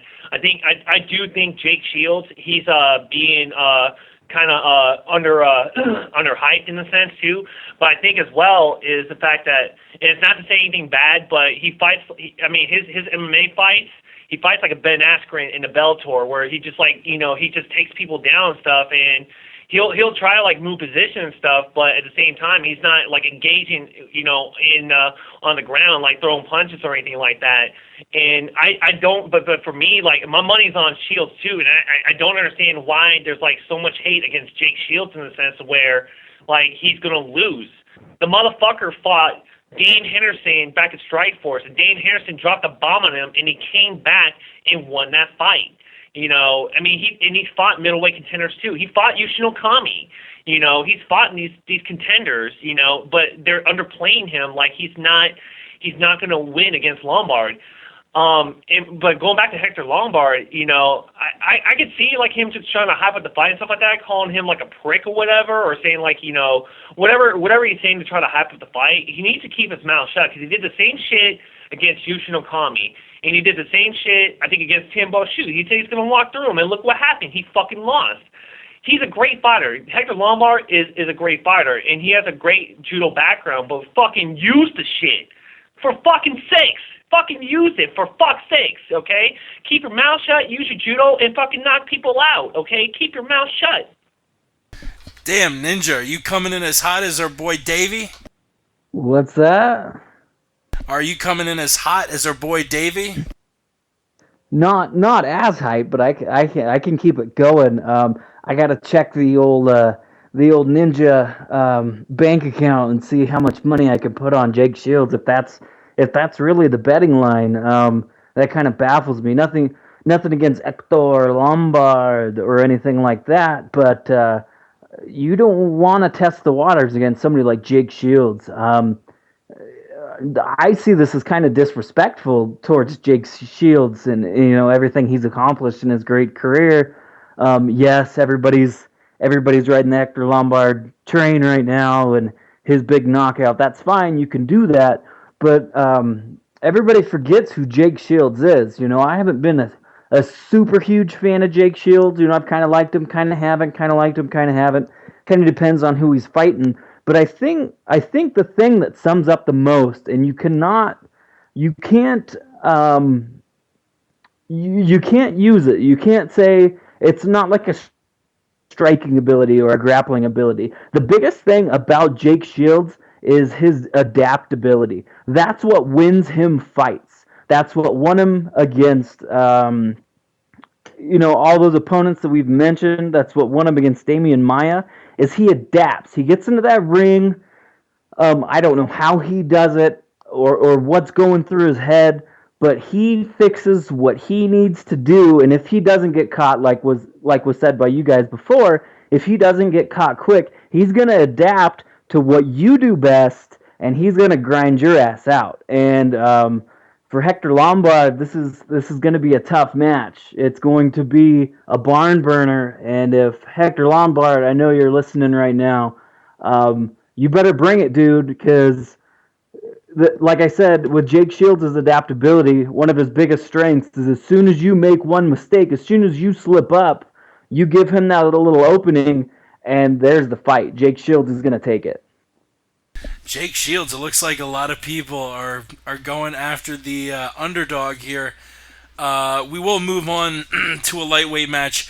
Miles Jury taking on Diego Sanchez. I was listening to Joe Rogan break it down, and Rogan broke down this fight as succinctly and shortly and concisely as I've heard it broken down. He said Miles Jury, he's young, he's undefeated, he's on the rise, but he has to weather the storm that is Diego Sanchez.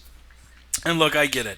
Diego Sanchez's last finish was in June 2008 against Luigi Fioravanti. And yeah, he's what, 3-4 in his last 7 fights. Diego Sanchez is going to be a motherfucker no matter who he fights. Gilbert Melendez is getting the next title shot. Diego Sanchez nearly beat Gilbert Melendez. He was close to finishing him in the third round. This is an excellent test for Miles Jury, the undefeated lightweight coming up. Miles is the favorite, minus 175 to Diego's 155. And this is going to be the biggest test of Miles Jury's career. Really, the only win currently on his record that stands out is the unanimous decision victory against Michael Johnson. But at that period of Michael Johnson's career, I don't really think he was in full swing. Michael Johnson, after losing to Miles Jury, lost to Reza Madadi, who we know is the guy who got cut from the UFC after robbing a house, getting arrested for armed robbery or something. But Miles Jury 13-0, taking on the UFC veteran Diego Sanchez. I think Diego now has got something crazy like 19 fights. I think this is going to be Diego's 20th fight in the UFC. Which, if you make it to 20 UFC fights, you know you are a legit ass champion. Ninja, I'll throw it back into your court. Diego Sanchez, the UFC vet, way back in the day, he sort of was in Miles Jury's spot, the up and coming undefeated lightweight. But that was a long time ago. Diego's been in the UFC since 2005, now taking on Jury, who joined the UFC in 2012. What do you think about this matchup? Not taking anything away from Miles Jury. He's an up-and-comer. He's got a lot of hype. He's got a lot of potential. He's got a lot of, star power and a lot of momentum coming in. He very well could be a champion someday. That remains to be seen. But unfortunately, this fight is not about Miles Jury. This fight is about Diego Sanchez. And I say that because this fight depends, the outcome of this fight depends on which Diego Sanchez shows up. That's what it all boils down to. And I'd like to refer to them as one is the dream and one is the nightmare. And ever since he changed his name to the Dream, and what, that's just a gimmick, that's just a nickname. But to me, he lost that hunger, that fire, that ass kicking ability came with that dream. I miss the old Diego Sanchez. The nightmare coming out saying yes, yes. This guy was fucking nuts, man. He put on some great shows, great fights, just battled it out.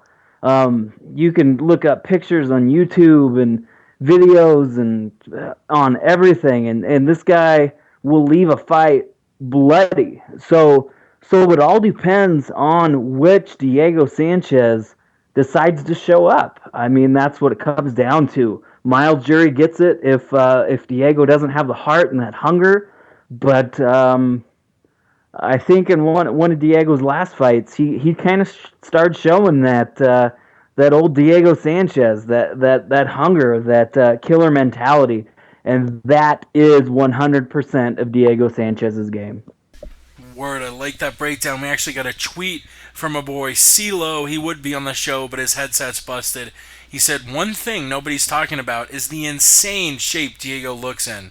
He's shredded and motivated. The jury is out. Dave, what do you think? I'm going to put my money on Miles Jury, and I'm going to tell you why. I think Miles Jury is young, but I think what he's going to do, he's going to come with a game plan. I mean, everybody knows, everybody is a fan of Diego Sanchez. I'm a fan of Diego Sanchez because, he leaves it all out in the octagon. I think for the best solution for Miles Jury is to just stick to his game plan. Do the same thing that Carlos Condit did against Nick Diaz. Just, stick to the game plan. Stick and move, because Diego's going to want to go in there, and he's going to want to throw down. And he's going to get caught up in like a rock and sock 'em type of boxing match, basically. And I think for the best thing for Miles Jury to do is not to listen to Diego Sanchez, not have him taunt him or anything like that, and definitely not listen to the crowd, stuff like that, if they're booing or anything like that. If anything, I mean, regardless if he plays a game plan like that, Diego Sanchez is still a big name to where he can put up there his cap and say, I beat Diego Sanchez, regardless of how the outcome's going to look or anything like that. If anything, I believe that Miles Jury is going to fight a smart fight because he's not Diego. How many times has Diego been knocked down or knocked out or anything like that? I don't think he has, so he has an iron chin. So if anything, what Miles Jury needs to do is just stick to the game plan and stuff. And if you see Diego overcommitting, take him down, do what you can to take him down. I mean, he is going to be sprawling like no other, but I would honestly, put my money on Miles Jury for a unanimous decision. Unanimous decision, according to Davey. Brooks, what do you think? Miles Jury taking on Diego Sanchez.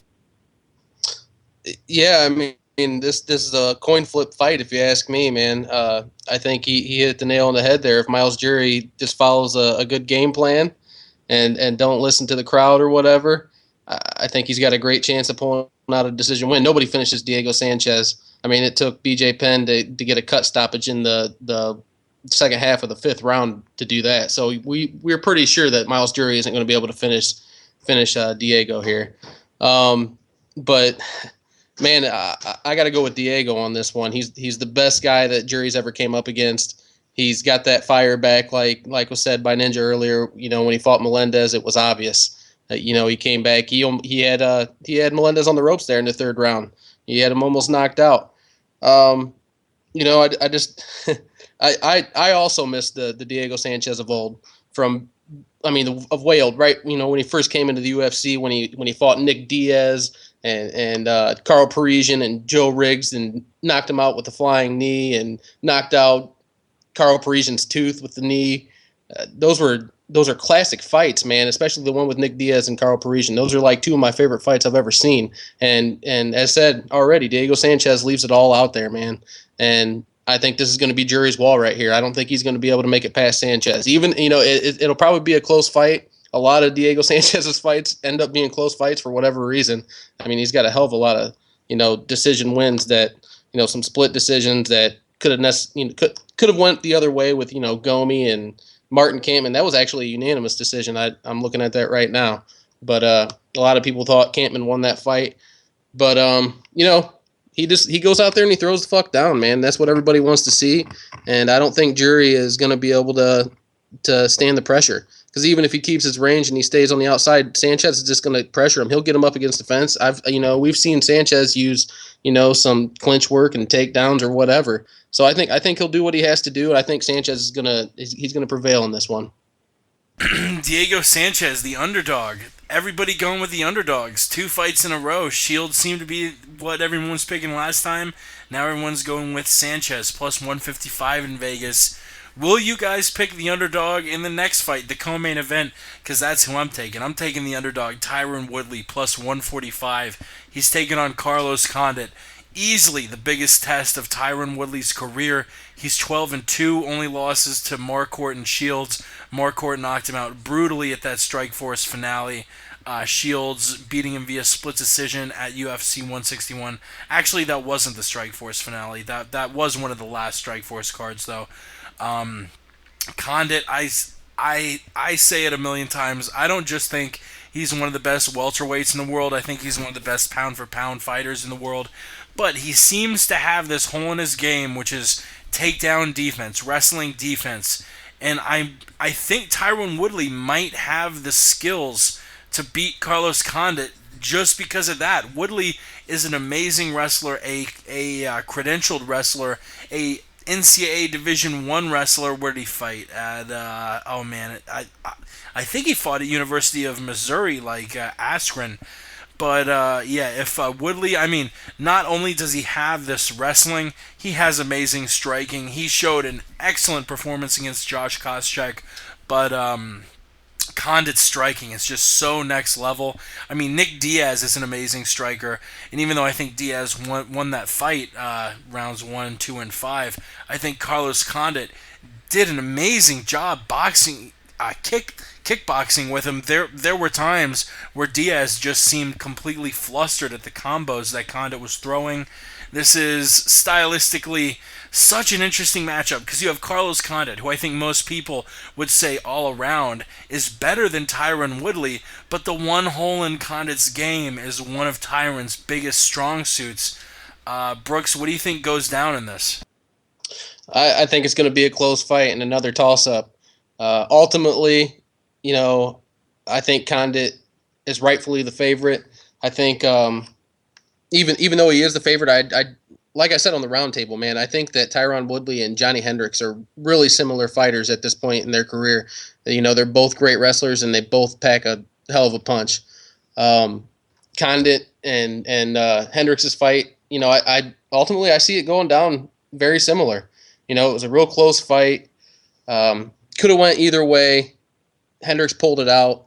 But I also said that, I also made Woodley the bonehead yesterday, calling out Condit for being a point fighter, which was just ridiculous, with Condit finishing all of his wins except for 2 wins out of, 29 wins. That's a hell of a finishing rate to be called a point fighter. I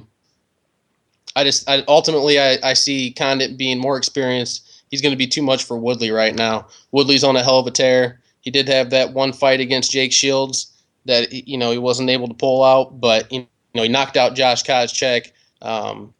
He knocked out Jay Huron. But Condit, I just think he's one of the top 3 welterweights in the division right now. I see Woodley in the top 5, but not up there.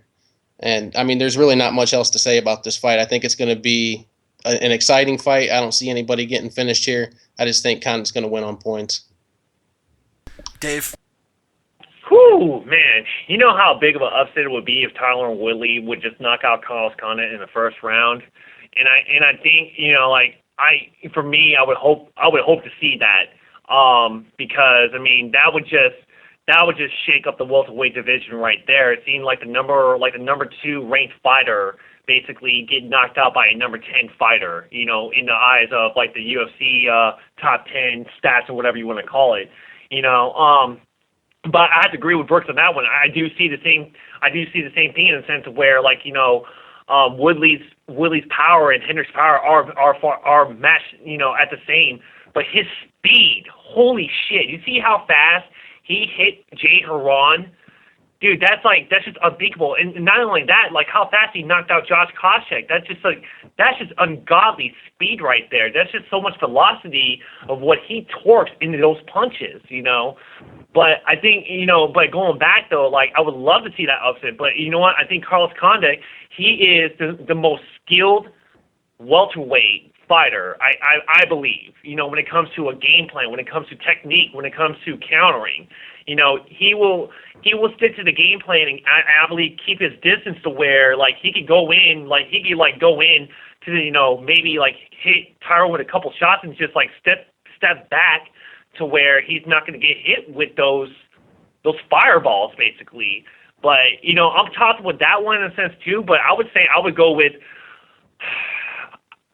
Woodley. I don't know if you could stop that force from that punch. Honestly, I think Woodley's going to TKO him. Woodley, the TKO. Davey Boy calling it Ninja, the co-main event. What are your thoughts? I thought I was going to be the one to go against the grain here, but I guess there's another one of us too. I think I got Woodley. I mean, I give all the respect in the world to Carlos Condit. I think he is one of the most well-rounded fighters in all of the UFC. He's got the striking, he's got the ground. He does have that big hole in his takedown, but holes like that are sometimes easy to fix. But the thing for me about Carlos Condit is it just doesn't seem like he has it anymore. It seems like he's missing something. Just in my personal opinion, from the guy that beat all the great names that he's beaten, he just seems a little different, and I'm calling this the upset of the night. Obviously, Carlos Condit's the better fighter, but I think we're going to see Woodley go out and throw bombs. Woodley's got this is a win-win situation for Woodley if he goes out there and just throws bombs and makes this a real good fight. I think he's going to go out there and throw those shots. I think it's gonna get Condit off his game, to be honest with you. I think he's not going to respect the power and the speed that was previously mentioned. Maybe a takedown or two will get Condit flustered, and I think Woodley's going to. I mean, Woodley has nothing to lose in this fight. He's going to go for frickin' home runs. He's just going to swing for the fence every single time. And I think, either way, if he knocks him out, TKOs, or if they go to the decision, I think Woodley has the potential to. I think we're going to see a whole nother level of striking from Tyron Woodley, and I think he's going to. I think he's going to shock the world tomorrow night. If it is tomorrow night, Saturday night, whatever night all this shit's going down, I think he's going to shock the world and prove that he's up there. I'm loving the picks, boys. Y'all are going after the upsets. Our boy Conley Razor on Twitter. Make sure you follow him at ConleyRasor. That's Razor with an S, not a Z. And our boy Conley tweeted in, "Don't forget, Condit is the master of game plans. Condit for the win. I like Woodley, but I think Condit can just outsmart him. At least we got one person going after Condit." And let's move on. Johnny Hendricks and Robbie Lawler. Before we get to the main event, let's give the people a second edition of the stat of the day. Stat of the day! Stat of the day! Stat of the day! Stat of the day! Here comes the stat of the day! Both men in the main event, and Johnny Hendricks and Robbie Lawler, are very efficient taking people down. Hendricks' 56.7% and Lawler's 82% takedown accuracy are both far better than the current promotional average of 41%. Stat of the day! Stat of the day! Stat of the day! Stat of the day! Here comes the stat of the day! Another shout out to the Dan Patrick Show. Yeah, Lawler does have a higher takedown percentage, but I think that stat might be a little misleading, as Hendricks has fought a lot more top wrestlers. But both of these guys know how to take people down. Both of these guys are aggressive. Both of these guys pack a wallop behind the punch. Johnny Hendricks, a huge favorite though, minus 400. Robbie Lawler, plus 325. I like the odds on Lawler. I think Lawler is a deserved underdog, but I think Johnny Hendricks wins it. This guy has been so hungry for a belt. I was at UFC 167, saw it live at the MGM Grand. He beat George St. Pierre. And that guy has got to just be starving to get the belt around his waist. Yeah, I understand. And I was talking to a friend about this before. This is sort of a win-win for MMA fans. It's going to be satisfying either way. Johnny Hendricks finally gets the belt. He got robbed at 167, but the belt's finally put around his waist. That's going to be satisfying. On the other hand, Robbie Lawler, who left the UFC before he rejoined in 2013, his last UFC fight was in 2004. He lost to Evan Tanner at UFC 50, left the UFC for almost a decade, said he was working on his game, actually had a pride fight after losing or after leaving the UFC, fought everywhere, fought at Pride, IFL, King of the Cage, Icon Sports, Super Brawl, Elite XC, Strikeforce, you name it. Had a pretty good run in Strikeforce, even though he only went 3-5. Strikeforce was paying him a bunch. He's 3-0 in the UFC, and his win against top welterweight Rory McDonald, who may get a title shot soon. That earned him his title shot against Johnny Hendricks. Lawler, I love the story. I love the guy's aggression. You know, it used to be he would smell blood and he'd just wear himself out going after it. Now he's toned it down a bit, but he is still the same aggressive Robbie Lawler we know and love. The guy has only been finished by strikes one time in his career. That was the Nick Diaz back in 2004, almost a decade ago. Johnny Hendricks, I mean, I love the Lawler story. I think 3 plus 325. I think those are generous odds.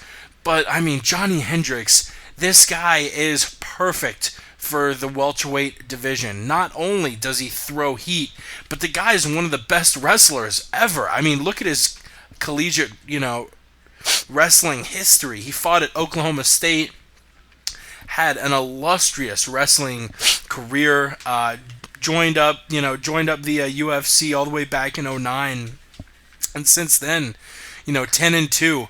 He had the one loss to Rick Story and the one controversial loss to George St. Pierre. Johnny Hendricks, I really do think in a couple of years we're going to start talking about Johnny as a top 5 pound-for-pound guy. We're going to talk about him in the same breath as a Chris Weidman, a John Jones, a Jose Aldo, a Renan Barão. Johnny Hendricks is the real deal, and I take Big Rig beating Robbie Lawler in the main event in Dallas, Texas. Ninja, who you got? First of all, I want to call this a title defense for Johnny Hendricks, because here in Ninja Land we refuse to believe that GSP beat him in that fight. But that was another day, another topic, and don't want to go into the past there. Johnny Hendricks, right, all the way. Johnny Hendricks, like you said, he throws nothing but fire. Everything that man throws has so much bad intentions with it. I mean, you can feel it at home when that guy throws a punch. Every single punch from bell to bell. We know he can go 5 rounds. We know he's got power through 5 rounds. Everything he throws is to just completely take your head off. He's a great wrestler. Again, I'm gonna say that like Carlos Condit, Johnny Hendricks is one of the most well-rounded fighters in MMA today. And some of you might be thinking, well, he doesn't do submissions. That's because he doesn't need to do submissions, and that's a testament to Johnny Hendricks' game. All he needs to do is either stand up. I mean, if you want to stand up with the guy, he'll stand up with you and just throw fireballs. Or if you want to wrestle, you'll get taken down, and he'll just be on top. He doesn't need submissions to his game to be one of the best pound for pound. I think he will be up there very, very shortly, one of the best pound for pound. I've talked to the guy. The guy is a great guy. He's got great heart out of the UFC. Just an awesome individual, always there for the fans. Somebody that I can relate to. not taking anything away from, again, ruthless Robbie Lawler. He's been a great force. I just don't think he's gonna. I don't think there's anything Robbie Lawler can do at this point. Johnny Hendricks is hungry. Johnny Hendricks is going to come in there with one thing on his mind, and that is walking out there with the belt. And I don't think there is anybody in the UFC welterweight division that could stop Johnny Hendricks right now. Damn, powerful words from our boy Ninja. Davey boy, you have anything to follow that up with? Yes, I do. First off, I mean, I followed actually like both these fighters, from like Johnny Hendricks fighting in the WEC and him coming to UFC, and Robbie Lawler back in like 2002, I think. I remember watching, this is on like Fox Sports Network, where they had like a UFC fight on there, and I remember like the first time I watched it televised, it was Robbie Lawler, and I was a fan of him from that day. I followed him all the way from Icon Sport, where he fought Frank Trigg, followed him in Elite XC when he fought Murillo Hua, Ninja Hua, actually, and just seeing him like basically just work on his game and stuff like that, and work through like all of his adversities. I mean, one of the fights that comes to my mind was back in Strikeforce. He fought Melvin Manhoof, and Melvin Manhoof is a kickboxer that knows how to leg kick anybody like no other, and he was leg kicking the shit out of Robbie Lawler. And then you see Robbie just come with a haymaker to knock him out. Robbie Lawler should have just bent down and tapped, but he didn't. He just kept going through the pain and stuff and knocked out Melvin Manhoof. Robbie Lawler had to get helped out. He had to get carried out because his leg was so bad, But other than that, I followed Robbie Lawler ever since then, and seeing him get to where he's at now, back to the top contention, and not being excited, just him being humble, cool, I get to fight for the title and stuff like that. I like that, Johnny Hendricks, I've seen him fight in the WEC and stuff, and then his first fight in the UFC when he fought Amir Sadallah. I'm pretty sure it was either Amir Sadallah or somebody else, but I think one of the ones I remember was him fighting Amir Sadallah and him just brutalizing him. And I was like, that man is going to be something too. Now, when it comes to them two fighting, I'm going for Robbie Lawler. I mean, it's not because, I followed his career for 12 years or anything like that, but it's just more the fact that, when it comes to the stand-up game, I think Robbie Lawler shows more stand-up than Johnny Hendricks does. He shows that he can, hit in the pocket or, throw the jab or, just throw different varieties of his striking game versus Johnny Hendricks. With Johnny Hendricks, he has to get in the pocket or get in the clinch to, really, throw some haymakers. And is it something for Robbie, if Hendricks was trying to throw a haymaker, is it something for Robbie to dodge? Absolutely. I think what Hendricks should probably do is take him down. Take Robbie Lawler down. I don't think I've seen Robbie Lawler's, ground game tested. Yes, he has, Robbie has, he has a wrestling background, don't get me wrong. I'm not saying that he doesn't, but has it been tested against somebody with a collegiate level? No, it hasn't. It has not been tested.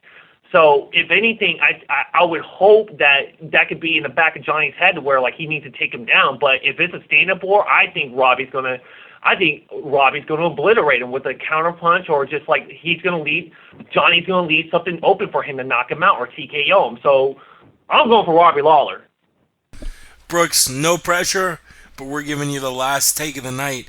Johnny Hendricks taking on Robbie Lawler. Who you got?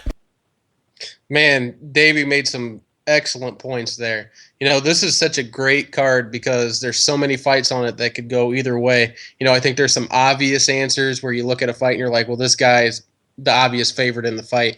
But then, that's what is making this card so great, because it's unpredictable. Because even though it's the obvious answer that I think that, Johnny Hendricks is the favorite and he's got the best shot at winning this fight, I mean, Robbie Lawler is just crazy. I mean, he's got crazy power. Hendricks does also, but I mean, Robbie Lawler has way more experience, and over the years he's knocked out so many fighters, and it's just crazy where Robbie Lawler's at in his career right now. Just so up and down. His last fight before he even came into the UFC, he lost to Lorenz Larkin. I mean, matching him up against Josh Koscheck, I don't even think that Joe Silva was thinking it was going to be, an upset. I think it was an upset that Koscheck lost. We know Koscheck likes to throw and everything, but he's got that wrestling background. And before, back in the day, it was like anytime Robbie Lawler would come up against a good wrestler or grappler, I would always pick against him. I just thought, I know he's got a wrestling background or whatever, but I just thought every time he come up against one, he would always just not come through. Jake Shields, Sabral's a great grappler. Jacare, Tim Kennedy. Those are all fights that against good ground fighters that he gave a chance to let to get him down. Other fights where he fought wrestlers that he beat them with strikes, and it was fairly quickly. But man, it's just crazy. I think I agree here with Davey. I think that Hendricks is going to have to use his wrestling if he wants to win this fight. I think Lawler has shown in the past he can take some shots, and he's not going to be finished.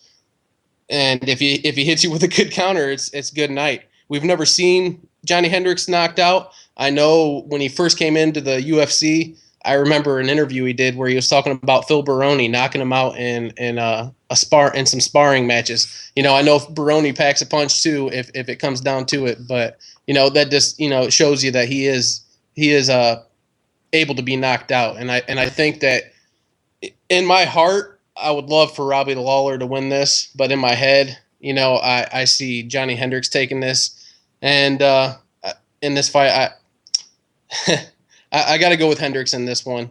I want Lawler to go just like Davey does, but I think Hendricks is going to take it in the end. And you do talk about Robbie Lawler having trouble in training, and that brings up an excellent point. Lawler said he went through a patch where he didn't spar for a long time, and maybe that's a part of it. He's had this amazing turnaround. I mean, even just in Strikeforce.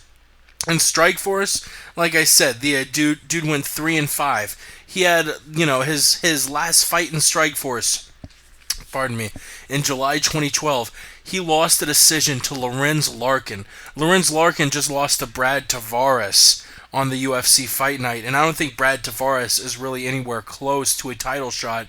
Robbie Lawler going from losing to Lorenz Larkin in his final Strikeforce fight to having this 3-fight tear against Josh Koscheck. His first fight in the UFC, Josh Koscheck was supposed to maul him. We're getting a little echo from somebody. If you could mute up there. Still getting a lot of echo. Ninja, you gotta mute up for me, buddy. If you could mute, thanks. When Lawler came back to the UFC, he returned. He made his move back to welterweight. He was fighting at middleweight in Strikeforce, and that may have been a huge thing too, moving down a weight class. But Josh Koscheck was supposed to maul him. He TKO'd Koscheck in the first round. Bobby Volker, Lawler was supposed to win that. Volker is very underrated, though. He KOs Volker. He goes up against Rory Mack, and I will tell you, in that crowd, it was sort of sad. There were more Canadians than Americans. Rory McDonald was getting huge roars from the crowd, and getting a split decision against one of the best. I mean, Rory Mack, even though he lost that fight, he could get a title shot in 2014. He's that close. So, the win against Rory was so impressive. Sort of like Rick, he's got a trajectory. You don't know what to make of it, but for the time being, he's on the way up. And like I said, it's a win-win. Hendricks either finally gets the belt or Robbie Lawler gets it at UFC 171 in Dallas, Texas. If you do want to tune in, the Fight Pass prelims start at 6 Eastern, 3 Pacific. The Fox Sports 2 prelims start at 8 Eastern, 5 Pacific. And the main card, as usual, starts at 10 Eastern, 7 Pacific. And that does it for this week's edition of the MMA Podcast. We appreciate the shit out of you tuning in, and I appreciate the shit out of all 3 guys who decided to call in. Ninja, I'll throw it to you first. You can find our boy Ninja on Twitter at TheGracie Ninja. What do you got to say for us? I've got to say, Vanderlei Silva, you sign that damn contract and you fight the man. The other thing I have to say is Johnny Bones Jones, you did not pick one of the ultimatums that I gave you, so you are under warning, Johnny Bones Jones, you son of a bitch. The challenge is still there, buddy. You didn't make your pick, so we'll talk about that later, I'm sure. Johnny Bones, I think it's a mix of a couple things. He's young, he's confused, and you know what? In a way, I gotta give it to him because the guy is relishing the role of the heel. John Jones has completely turned heel. He's probably the biggest heel in the UFC, and he's finally starting to embrace it, which, you know what, is probably better than him being fake and trying to act good. Davey, you can follow Davey on Twitter at DAVEI_BOI. Give us an outro. What do you got to say? Well, first off, thank you again for listening to the MMA Podcast. Jake, again, thanks for having me. Brooks, nice talking to you on the podcast, too. Ninja, always a pleasure, too, as well. Other than that, my only outro on this one, Hector Lombard, please fucking stop talking. Show the fuck up, for fuck's sakes. Show the hell up. Brooks, where do we find you on Twitter? At the MMA Addiction with 1A. What the hell's going on? Man, there ain't shit going on. I'm just ready to watch some fights, dude. Just follow me at the MMA Addiction on Twitter. Hit me up on Facebook. Whatever you want to do. It was good talking to you, Jake, Davey, Ninja. I look forward to doing it again sometime. I'm sure Brooks is pumped. His Detroit Lions signed Golden Tate. Shout out to the rest of the Team Darkside crew. Our boy Ramses at the Aunt Jimmy Show. Our boy Chris at C. Lowenstein. Yow_the truth. Follow Westlin Eagle, AH. Who else? MMA Enthusiast, Mad Samurai, Conley Razor. I literally could go all day. Our boy Kevin Black, the British Fedor, Mystery Meds. Fucking check out his raps. Yo, we go deep with the podcast family. We appreciate you tuning in. We do it every Wednesday night. You can follow us on Twitter at the MMA Podcast. We also do the MMA Roundtable every other Tuesday afternoon with our boys Ray and Jay from across the pond. Our boy Sweet Pappy Jones. Brooks was there yesterday. And, of course, the Word on the Street podcast, hosted by Ramses at the Aunt Jimmy Show. That's every Tuesday night. We didn't do one this week. He was feeling a little under the weather, but definitely stay tuned in the future. We plan on having the Tough Brazil 3 recap shows. Jamie Huey, definitely keep an eye out for that. We're doing big things. We got interviews down the line. Like I mentioned earlier in the show, next week we got John Jones on the show. Not the shitty fake fighter, but the white dude who owns the account, John Jones. We'll be talking shit about the real John Jones. The real John Jones. We appreciate the shit out of you. We'll see you next week. We gone.